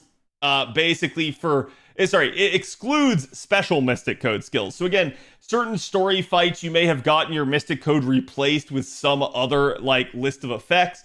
Those aren't necessarily going to count for the whole Mystic Code additional point bonus. Same thing, order change won't count because you can't use it on her without rotating her out. I guess in theory you could like slingshot it maybe and have that work, but I don't think that would necessarily be that good of an idea. And obviously, again, if you try to use a total party revive, if you try to use all 3 command spells on her at a single time with the revive, it will not count towards the bonus. Now, the interesting part as well, we tested this right before stream here, right before the recording, that if you do have to do a total party revive, there's 2 things to keep in mind. 1, it will not reset your gauge to 0. And 2, it will also not fill your gauge to max. You will revive with her gauge at the exact same amount at which it was left off at. So even though it resets all cooldowns, even though it ends up giving her maximum amount, 300% charge on her gauge, it will not necessarily, or 100% depending on what MP level you have, but it will not necessarily end up giving you a maxed out gauge. So do keep that in mind. Also, understand that because this is fight-based, because it's each battle, that essentially you can, over time in a challenge scenario, keep getting this all the way up and get the gauge to max. And then that way it'll be maxed out and you won't even have to worry about it from that point on. So in a challenge scenario, she's just going to keep getting stronger until that gauge gets maxed out. But even in a 3-turn scenario, you're definitely going to be able to secure yourself at least, I'm going to say, like 6 points there. Now, with that in mind, obviously she does have another append here, and that's Negaspace, but there's no effect as of that at this current point in time. Okay, let's talk about the append skills. And obviously the append skills have got a lot going on. I'm going to say she is an arts unit. You're probably going to want the mana loading on her, but there's definitely 2 new append skills that we have to consider. The first one here is Special Attack Finesse Improvement. This is basically an increase to critical damage, a base of 20% to 30%. If you're using her more in a challenged environment, this can certainly be a good one. And the 5th skill is Skill Reloading. To explain this one, and I'm probably going to end up making a video actually going over this, but essentially it's just reducing the cooldown of 1 skill after activation in number of times. And the in number of times is however many times you have leveled this up. What does that mean? That means once per skill, whenever you activate the skill, you can reduce the cooldown by 1. And the amount of skills this can apply to is dependent on the number of which you level this up. So for instance, it doesn't matter which skill you use, but you might only get a cooldown reduction the first time if you only have it unlocked there on one skill. Similarly, if you had the skill maxed, then you would be able to get it on all 3 of your skills, but only one time for each of them. And it's only the one cooldown. So again, I hope that's clear to you, but yes, it's just once per skill, a cooldown reduction of 1 time, so that you guys don't get too confused with that. Obviously, keep in mind that Space Summer Eresh here has quite robust cooldowns. 6 turns is her lowest. So keep in mind that, yeah, you're not necessarily going to be getting back to things. Even if we consider the 6-turn cooldown and the cooldown reduction of her own skill, you would still be 1 shy, basically, in a conventional 3-turn of getting this normally. Now, keep in mind, that's including the ability to have the maxed out append unlocked. Now, the other thing I do want to mention here is that there is a master affection table. And the reason why I'm mentioning this is because it's going to come in play when we go over the NP here. So keep in mind these ranks and that each one is basically 10. You can see your first 3 ranks are mate, your next 3 are buddy, your next 3 are darling, and your last one at rank 10 is destiny. And the reason why is going to be explained here in a second. But just with considering the append here, I think your mana loading is probably going to be the best choice if you're just farming with her. Your 4th and your 5th append are going to be a little bit more if you're trying to use her in a challenge environment, particularly the 5th skill, depending on how you're trying to do things. So it is a thing that I'd say you might want to consider. But if you're unsure, especially with the unsuredness of the append system and coins at the moment and what the devs are doing with that, hold off. You can definitely not get screwed by not spending your coins. You can only get screwed if you spend them in a way that you maybe don't expect. That being said, it does appear like the devs are going to allow us to switch appends around, so we'll see. But we don't know when that change will be coming. They've just said be patient with us as it will come. So again, keep in mind that it is sort of a buyer beware type of moment. Now, talking about her actual Noble Phantasm. There's a lot going on here. It is a 5-hit AoE Arts NP. If her own Master Affection level is Buddy or higher, so level 4, it will increase her own instant kill success rate by 100 for 1 turn. Now, keep in mind, in a conventional 3-turn, you should absolutely be able to get this. If her own Master Affection level is Darling or higher, you can get Self-Ignore Defense for 1 turn. That is certainly nice. I'm going to say normally you probably will manage to get to this depending on card RNG and other aspects. But again, like I said, that rank 6 is going to be sort of your minimum. And that's just depending on certain circumstances. So you guys can expect to at least get to level 7 a good chunk of the time when you're getting relatively lucky. And then if you manage to, and you'll also get Ignore Invincibility there as well. If you manage to get to rank 10, which is Destiny, she will also gain 50 critical stars. So there's a lot going on here. I'm going to say, obviously at rank 10, that's where she's really going to start to get strong, as she's going to be a 50-star bomb every time she NPs. Following that up with even more cards, you're going to probably be sitting there just throwing crits into the void at the enemy at that point, and maybe even having an overkill amount of stars, just depending on what's going on. From there, and all of this was basically activating before damage, dealing with the Master Affection gauge. From here, here's the actual effect of the NP. It's going to deal damage to all enemies, and then it's going to deal super effective damage for 10% times the number of affection levels for extra damage to them. So again, you've got a base of 10%, so you will at minimum deal 10% effective damage unless you take her as a friend support, in which you start at level 0 rather than level 1. But that is the only way to get to level 0. Otherwise, you will always deal at least a 10% super effective damage there. And again, at rank 10, you would be dealing 100% extra due to the number of stacks. And you guys can see it will also remove their offensive buffs. It's not going to remove defensive buffs, so you're not going to be carving them up like crazy. But again, that's where maybe having the Master Affection rank at 7 or higher is really going to help you out with the defense and invuln pierce. But still, the ability to have the capacity to remove their own ability to deal damage to you is going to be fairly nice and allow you to kind of debilitate the enemy, or rather at least take away the things that they would use to hit you harder.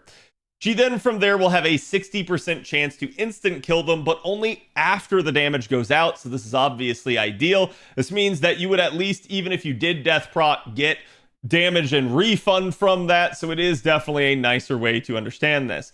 Fandom does have some notes on this, but I'm going to tell you guys that don't worry about it too much.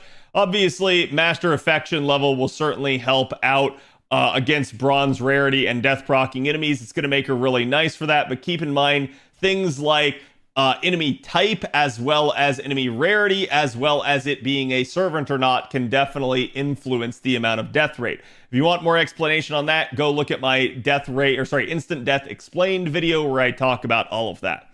Her overcharge effect, if you manage to get her to higher ranks, because again, it's a base of 0, it will increase Master Affection points activating before the NP. So if you have her at base 100%, you get no impact. You get no increase to the number of points.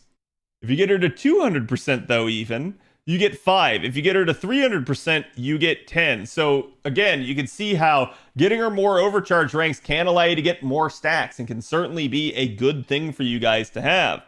And all of that is just her kit. Just a real quick mention, by the way, her Bond Craft Essence does also increase her NP damage by 30%, increase her own critical damage against servant enemies by 30%, and increase her own Master Affection rank by a base of 1. So could potentially be nice. I'm going to say wouldn't be the worst thing, especially in a challenge environment, but do keep in mind until they make changes to the Bond Craft Essences, there's no real attack power or anything like that on this, so usually taking a better craft essence like a Black Grail, or even something like Rising Mud Rain, or even something like just, I don't know, like Ocean Flyer will probably end up being more damage. So do keep that in mind as you consider things, but it is something to understand.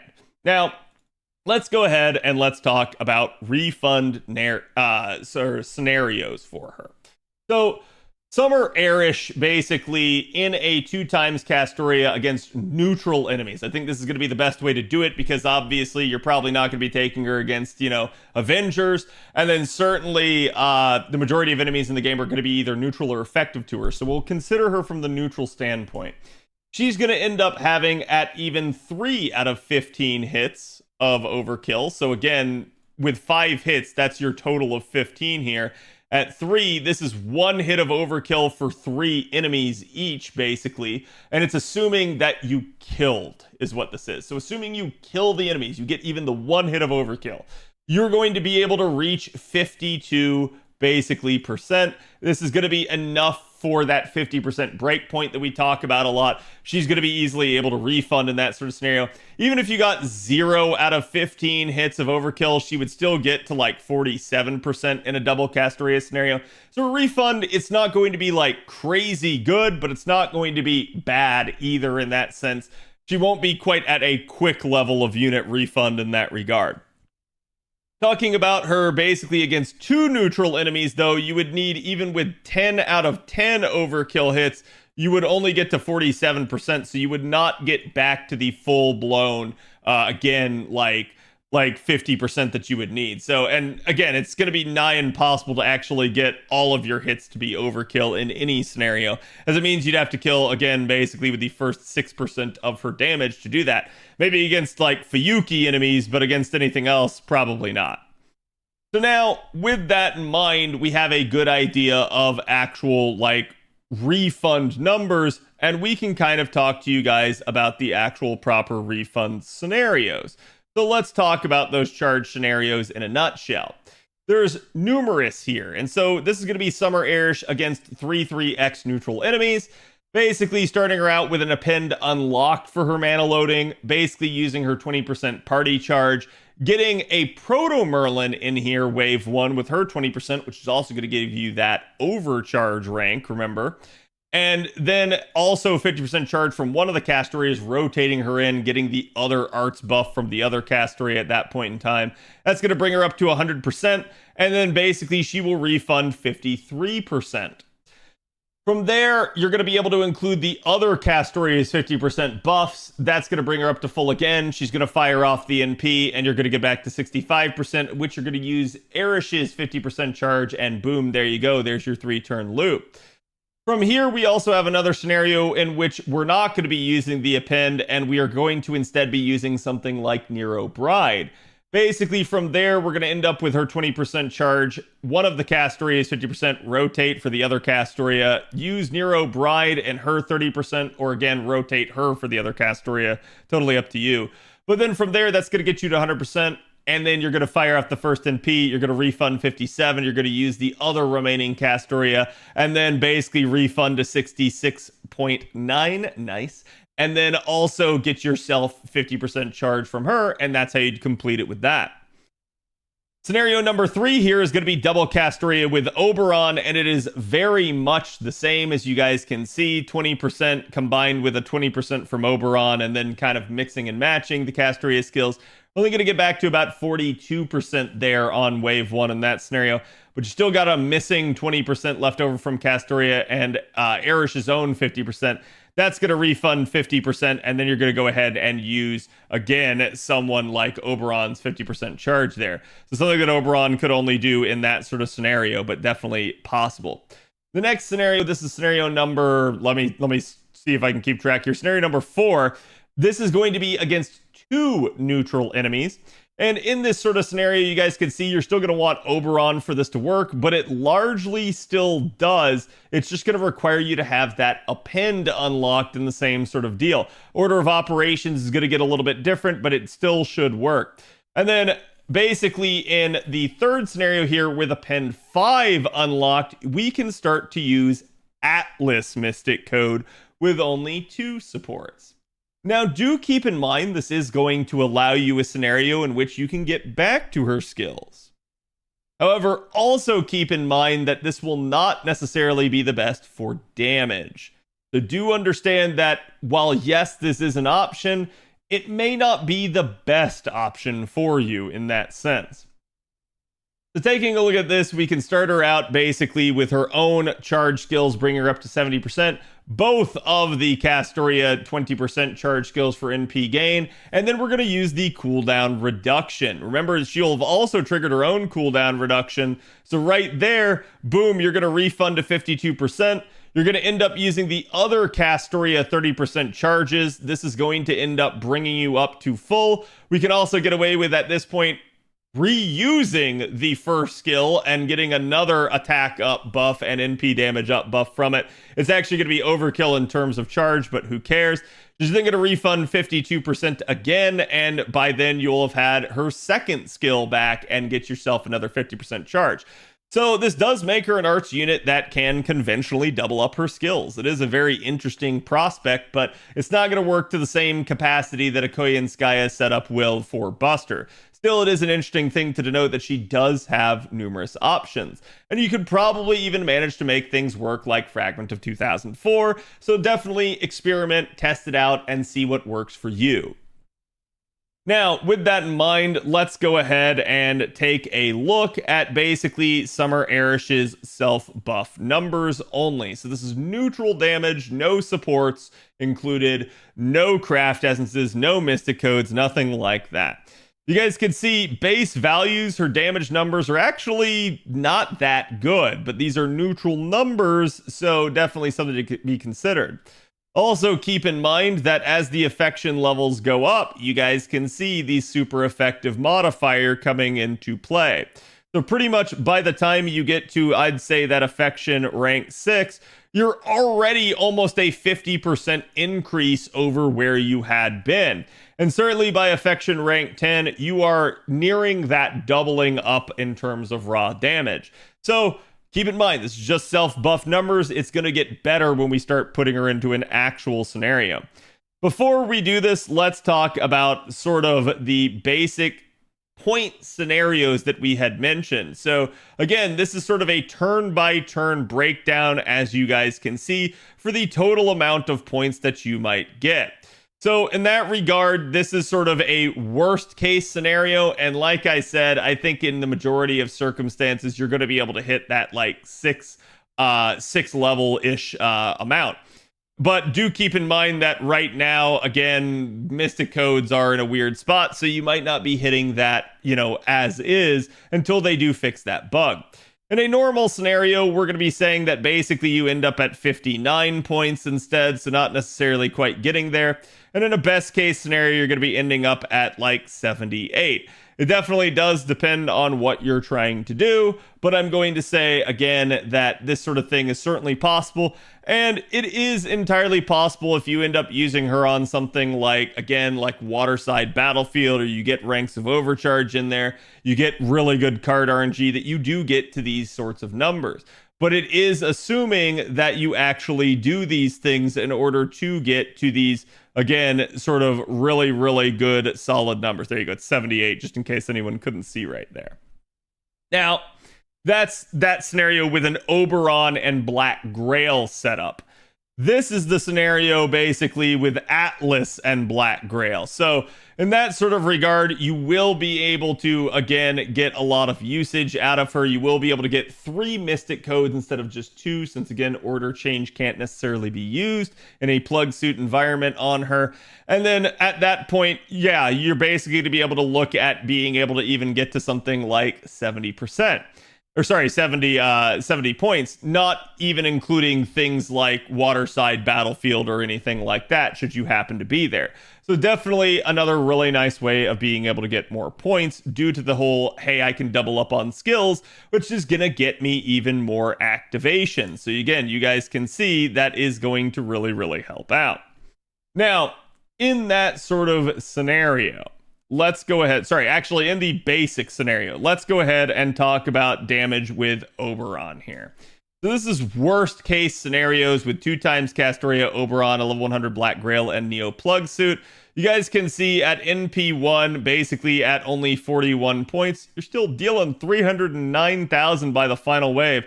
Your middle wave is certainly a little bit more concerning, especially with the starting wave being about the same amount there. So do keep that in mind that depending on your scenario, remember these are neutral numbers, so maybe you're in an actual effective scenario, but remember, she's really only effective against the extra classes. So if you're trying to run her as a normal conventional farmer, or the node just isn't rife with extra classes, then yeah, keep in mind that you may need to be a little bit concerned at NP1.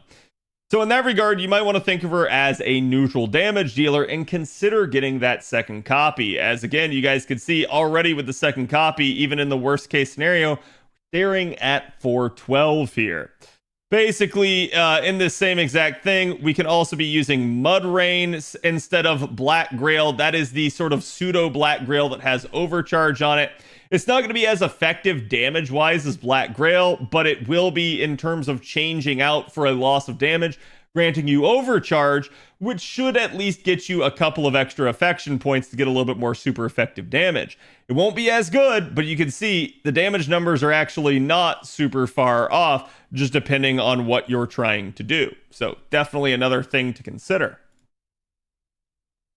Okay, next up here is the normal scenario. At NP1, we're already looking at 331. At NP2, we're now looking at 442. And same thing down here for Mud Rain, 300. The gap is going to widen a little bit more as sort of our scalability of this starts to get a little bit better, and we start to get more points normally regardless.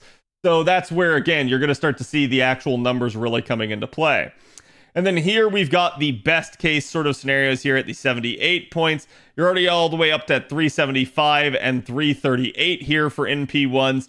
And then for NP2s, you're at 501 here and 450. So definitely a lot of scalability, almost in the tune of 100,000 damage in a neutral scenario, depending on the amount of super effective modifier you're getting. So keep in mind, it does matter the order of your skill usage, how many cards of hers you select. Make sure you're trying to mind that at least to get the most damage, unless you're okay on the damage and you don't need to care about it. That is also an option depending on the strength of your space Eresh. And then we do have the damage in, again, a sort of Atlas scenario, and comparatively, again, you guys can see it is far less damage. But if you do have a robust 1 here, so here's your NP1 number with Black Grail, here's your NP1 number with Mud Rain on turn 3, and then over here, here's NP2 and basically NP2 with Mud Rain. So definitely not as good or as robust as Black Grail, but in a pinch, it could be an option for you guys as another scenario there. Now, just taking a quick look here for comparison, who else should we compare her to other than Space Ishtar? So Space Ishtar is going to manage to be able to have basically 375 with NP1, certainly at NP2 with arts up 500. She's not going to have the sort of, again, scenario of, hey, like I really need to be caring about a master affection gauge. But do remember that this arts up does have a 20% chance to fail.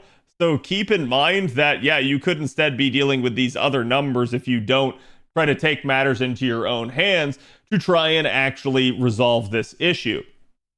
We've also got welfares out there like EO, and again, these are neutral numbers, but obviously with guaranteeable NP5 and anti-divine, welfares are going to be really doing some solid work for you.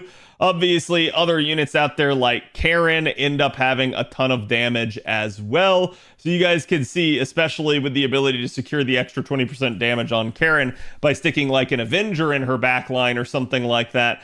Yeah, there's definitely some capacity to get a lot of power here. Or even, again, just using Black Grail.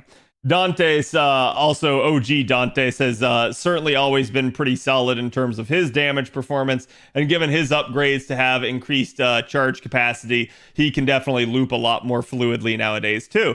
So even his damage is looking fairly solid. And now we have, obviously, the new Arcuid numbers, which are spicy. And the reason they are spicy is because if you can manage to get her 5th append, you can utilize her with double Koyanskaya of Light and Oberon and a Black Grail. So just for comparative sake, obviously we do have Anti-Man here, but it's just from Koyanskaya of Light providing it. But definitely you guys can see some spicy extra damage getting included. And these are just NP1 neutral numbers.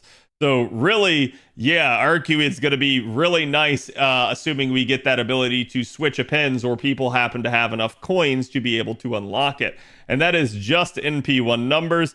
Here is your NP2 numbers. And again, these are still just neutral. So yeah, they start getting kind of crazy. But again, does that mean that someone like Space Eresh is going to be your go-to unit, basically, in terms of raw damage output? I think the normal scenario is going to be the scenario that we can look at best here. And I'm going to say the damage numbers are not going to be the greatest, but keep in mind these are neutral. So you do obviously have the capacity to take her into an extra class type of scenario where you could get more firepower out of her just by utilizing her effectively. I think in terms of neutral damage dealers, she's not going to be your strongest option. But I do think if you're somebody that just really likes Eresh, she can absolutely do the job for you in most scenarios, and you're probably not going to care because you're just going to be ecstatic about having her. So again, I do think that her damage certainly can be improved, and you can, depending on RNG, even manage to get it to much more robust numbers. But this is why you're going to see me sort of talk about the potential for getting basically that NP2. Whenever we start talking about neutral damage dealers, it really does help them get over the hump to a degree. Doesn't mean she's going to be able to do every 90++ node for you, but it does mean that she would potentially be able to do just about any 90+ node and certainly be able to tackle some 90++ content if it's actually in her alley, if it's something that she is effective against. So do keep in mind that obviously she can be quite nice, quite useful. It's totally up to you how much you want to invest in her. My advice is if you want her to be robust and take on a ton of content, consider at least that NP2, but certainly you can get the job done with normal conventional farming nodes with just an NP1, and even, and I'm going to say probably just about every 90+ scenario just with NP1, you're probably going to be fine. Taking her in a challenge environment, she'll be a lot better. She'll at least have that capacity to really stay alive, and again, have a ton of ability to sort of carve through the enemy, strip them of their offensive buffs, and certainly be able to cleanse herself and be debuff immune herself. So I do think she's got that really going for her. She's got those hard survival aspects in her kit. So I do see her as fairly good in a challenge environment, particularly if you're up against the Servant Gauntlet with a lot of extra classes, or you just really like her. But either way, should you roll for Summer Eresh? I mean, I'm going to say she's not absolutely a requirement by any stretch of the imagination. If you want to save for Summer, absolutely feel free to do so. But absolutely, you can utilize her effectively. She will be a good unit for you guys if you do invest in her properly and learn how to use her and learn how to use her gauge effectively. Thank you guys for watching. I appreciate you guys for all the support. Make sure you like, comment, and subscribe for even more videos, and I will see you guys for the next one.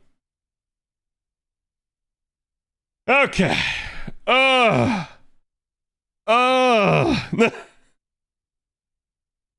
long was that recording? Oh my god. That was definitely some spicy stuff there. I'm saving everything for Space Eresh. Go for it. Oh, my voice is a little bit shot after that. Okay. Did you come? No, I relaxed finally. Okay, chat. Now we get to talk about one last thing here with the last couple minutes of stream. Beni, Enma, and Gilles. Let's start with Beni, Enma. Or sorry, let's start with Gilles, because I gotta debate you all for the actual good upgrade. Let me open both of them here real fast. Okay, so Gilles, strengthening. Where is it? So he gets an upgrade to his first skill. It was originally his shitty military tactics skill. The hilarious part about this is they didn't actually upgrade the tactics portion of the skill. They didn't give him like 20% NP damage up for the party or anything like that. You forgot to add that if you get extra points, you get extra points if you have a body pillow of Rin. I swear to God. I think that's extra points for your own affection gauge, not for Rin's. So it's a military upgrade, yeah. So again, Saber Jill's always been a weird unit. He's definitely been way more carding focused than anything else, and this is why like people have asked me before, how would I upgrade him? I told you guys I'd turn him into 3-star Super Orion. I think it's actually the best way to handle him, and it would actually help out a lot. And so we see the upgrade here is the Triumphal Return of the Holy Maiden. It increases the party's NP damage for 1 turn still by just 16%. This is actually kind of the shittiest aspect of it. It increases the critical damage of allies with lawful alignment for 3 turns by up to 50%. That's definitely good. Increases the overcharge of NP, the overcharge of the NP of good allies by 2 stages 1 time 3 turns. This is also potentially nice. And if an ally with the star attribute is alive on the battlefield, you will also gain 20 crit stars when you use this. You will gain stars every turn for 3 turns as well, kind of giving him additional sort of crit support. So it's really weird. This doesn't really focus on him, instead makes him a pseudo 3-star support, but only for certain units. And it's kind of hilarious because we start looking through this, and let's open them up. So you're going to notice something here, chat. And let's start out, I think, with Star, right? Because Star is, hey, you gain 20 crit stars on the field. From that standpoint, we can say, oh, hey, look at that. There's a Janu right there. Also Castoria, Berserker, also Sherlock Brolms, and heck, maybe even someone like Cuckoo or Super Aoko. So there's really not too many other units you're going to utilize him with here. But it is an interesting thing to see that he at least does have some potential supports, and especially Janu there, that he could really work with. Okay? From there, we've got the category of good, and I will denote that, yet again, we are going to get very similar synergies as, oh, look! There's Janu! Huh! Fancy that! And again, that is lawful good right there, but obviously we do have other options down here. So again, we've got Castoria right there. And then let me see. Did I miss Sherlock? I feel like Sherlock is good, or is he considered neutral? No, there you go. Neutral good. So Sherlock's also going to be here. So again, quite a bit of synergy there. Oh, what's that? Lawful now. Well, we kind of, spoiler alert, already know that it's John. And we also pretty much know that that Castoria should be here as well, I believe. Or wait, no, was she... Hold on. Oh, she's neutral good as well. Okay, so never mind. So John is really the only one that's going to have triple synergy with him. You do obviously have somebody like your Popes here that could also be kind of a consideration. So there is certain units that you might want to use with them. The weird part about Gilles is kind of like Buster oriented. I know his NP is arts. I know he has crit stars. I know he increases his own attack.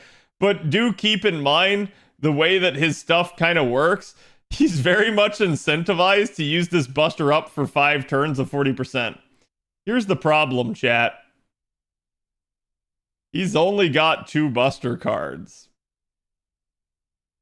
So hopefully they end up buffing the rest of his kit at some point. He's still not going to be like absolutely fantastic, but I do think this at least gives him a little bit more synergy with other units. Maybe you can pull off some fun stuff, but it's still going to be you taking Gilles to a node that you have no business doing and you just trying to have fun with it. So yeah, it's a nice upgrade. I just don't really think this is going to matter that much. And I'm going to say that at the end of the day, it's just going to be a like, okay, this is a thing. So hopefully we see maybe an upgrade to his 3rd skill. Maybe this starts to include his arts performance as well. That would actually help him potentially get back to another NP. It would also help him with like arts crits and stuff. So definitely a nice thing if you could manage to get that. But yeah, I think Gilles still just has some issues in terms of the fact that he's not really got the offensive firepower, nor really even enough support to warrant usage.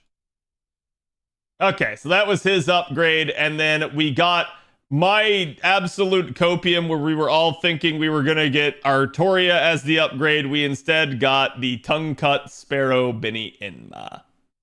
I'm going to say this. Beni Inma absolutely could use the upgrade. This is definitely a nice upgrade for her, and I'm not going to complain about it in the slightest. Pretty much every other single target Saber, especially the SSRs, had an NP interlude. Okita hadn't. She had a, I'm going to say, okay skill upgrade. Same thing here is what we're getting with Beni Inma. However, as you guys can see, we get basically Eye of the Mind False here, which was self-evasion for 1 turn and critical damage of 40%, turned into Meal Prepared in a Phantom House that basically ends up giving her the same effects as before, but now increases her own arts performance for 3 turns of 30% and charges her NP gauge by 30%. This turns her into a 50% charger. This is definitely going to make her a lot better. What do I mean by that? Well, let's take a look. So here's Beni Inma before the buff.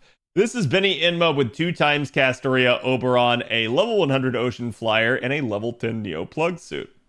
So here you guys can see she definitely had some capacity to be able to 3-turn, but we had to use Ocean Flyer in order to do so because Beni Inma's refund wasn't necessarily the best, and she didn't have a whole lot of charge built into her kit. Still, the damage numbers were not that bad as she is both anti-chaotic and anti-evil, so you do have the power mod scaling there where you could really double that up. So for neutral numbers, even an NP1, this is pretty solid in all seriousness. And then certainly at NP2, the numbers got really good. But remember, this is before the buff. Because after the buff, things get a little better. Hey chat. Take a look at this. Now we've got Beni Inma, 2 times Castoria and Oberon with a level 100 Black Grail. Beni Inma has become a Black Grail looper. And boy, what a difference does it make. So she has 30% more arts up, and she also gets more refund based off of that, allowing her to Black Grail loop. And damage numbers start getting redonkulous. This is a fantastic upgrade that you probably won't hear too many people talk about. Now, here's the caveat. Refund numbers a little bit spicy. So do keep in mind that you are not necessarily going to end up getting a full loop. Unless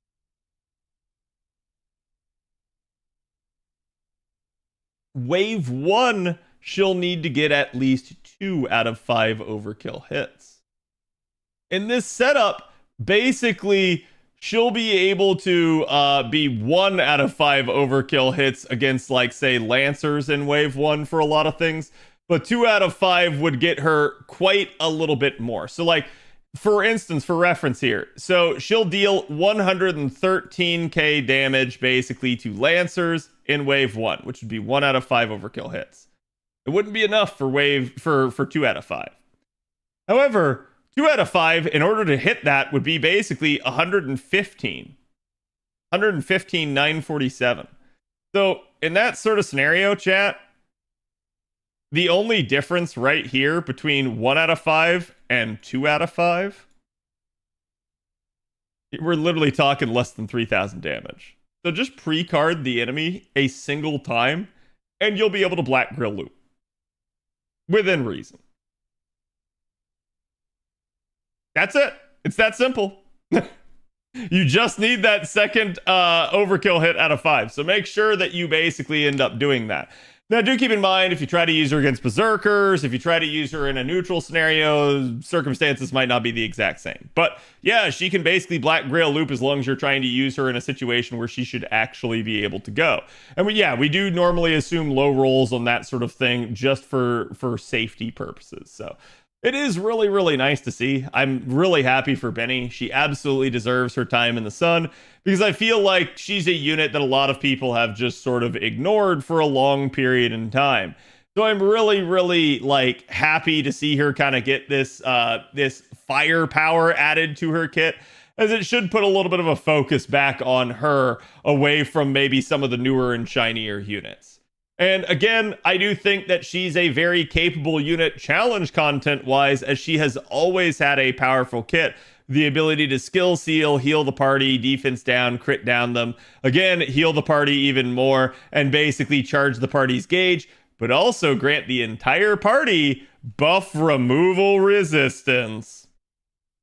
So again, there is quite a bit of capacity there in order to be able to utilize her effectively in a challenge scenario. The buff removal resistance alone is one of the biggest reasons I've always had her. If you're up against an annoying boss like an Amakusa or something like that, being able to tell it no and just using Beni Inma and laughing at it is always fun. I do enjoy that. So she's always had an amazing kit, and it just got even more ridiculous. Yeah, Beni and my Black Rail Looper. Now, stupid good damage. Any questions, chat? As bro talked about my boy Gilles, we just did. I wish I could get Summer BB numbers with append 5. Summer BB numbers with append 5. So Summer BB is going to be one of those units, I believe, that can now Black Grail loop with it. There's a couple other ones out there. In particular, I'm going to give you guys a little bit of a hint in that regard. Y'all should go look at Eresh Kagal. Not the space version.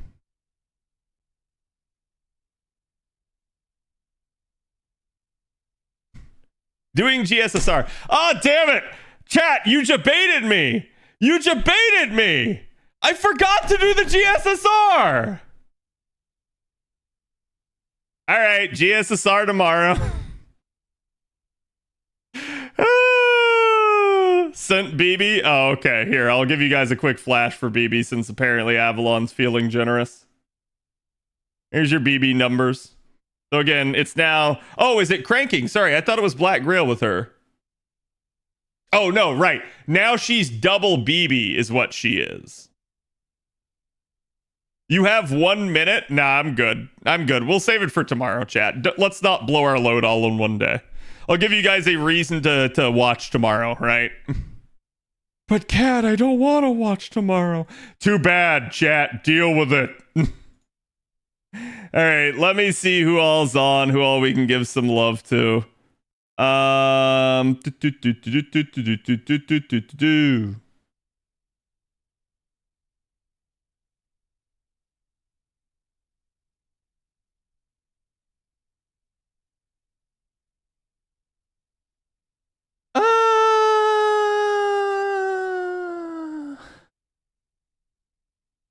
Let me send you guys over to Miss Ivy.